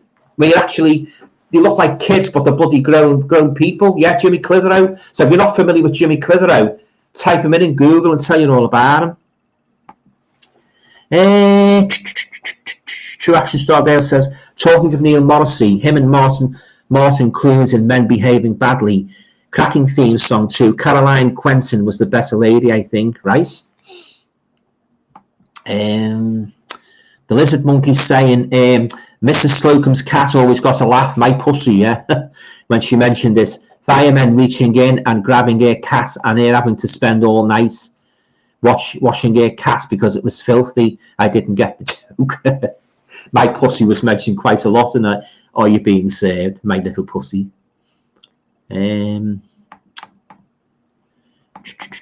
Sorry guys, the comments are just there. Going up a bit too fast here. All right then, guys, I'm going to call it a night now. So thanks very much for turning up. I've really enjoyed talking to you all tonight, and talking about all my favourite comedy shows and that. And I must apologise for the corny impressions and that, but I can't resist them. Sometimes it just come out, And if I've gone on a little bit too much about the political correctness, again, I apologise for that. But just something I feel very strongly about. But I've really enjoyed it. As I say, reminiscing about the old TV shows and that. And at some point in a future stream, I'll come back to this topic. I will discuss it again, and that maybe going back even further, to the likes of Abbott and Costello, Laurel and Hardy, people like that, So I've really enjoyed it and that. So I don't know, I'm going to be back next week, all going well, but I don't know what the theme's going to be. I haven't decided yet, but I'll let you all know anyway at the beginning of next week, as you usually do. And same time, same place. So so have a nice weekend. And if you go Blu-ray hunting or DVD hunting, I hope you all manage to pick up some bargains. Okay then, guys, I'll wind it down now for tonight. So thanks again for turning up. I really enjoyed it tonight. Yeah. Okay. Bye for now. Bye. Have a nice weekend.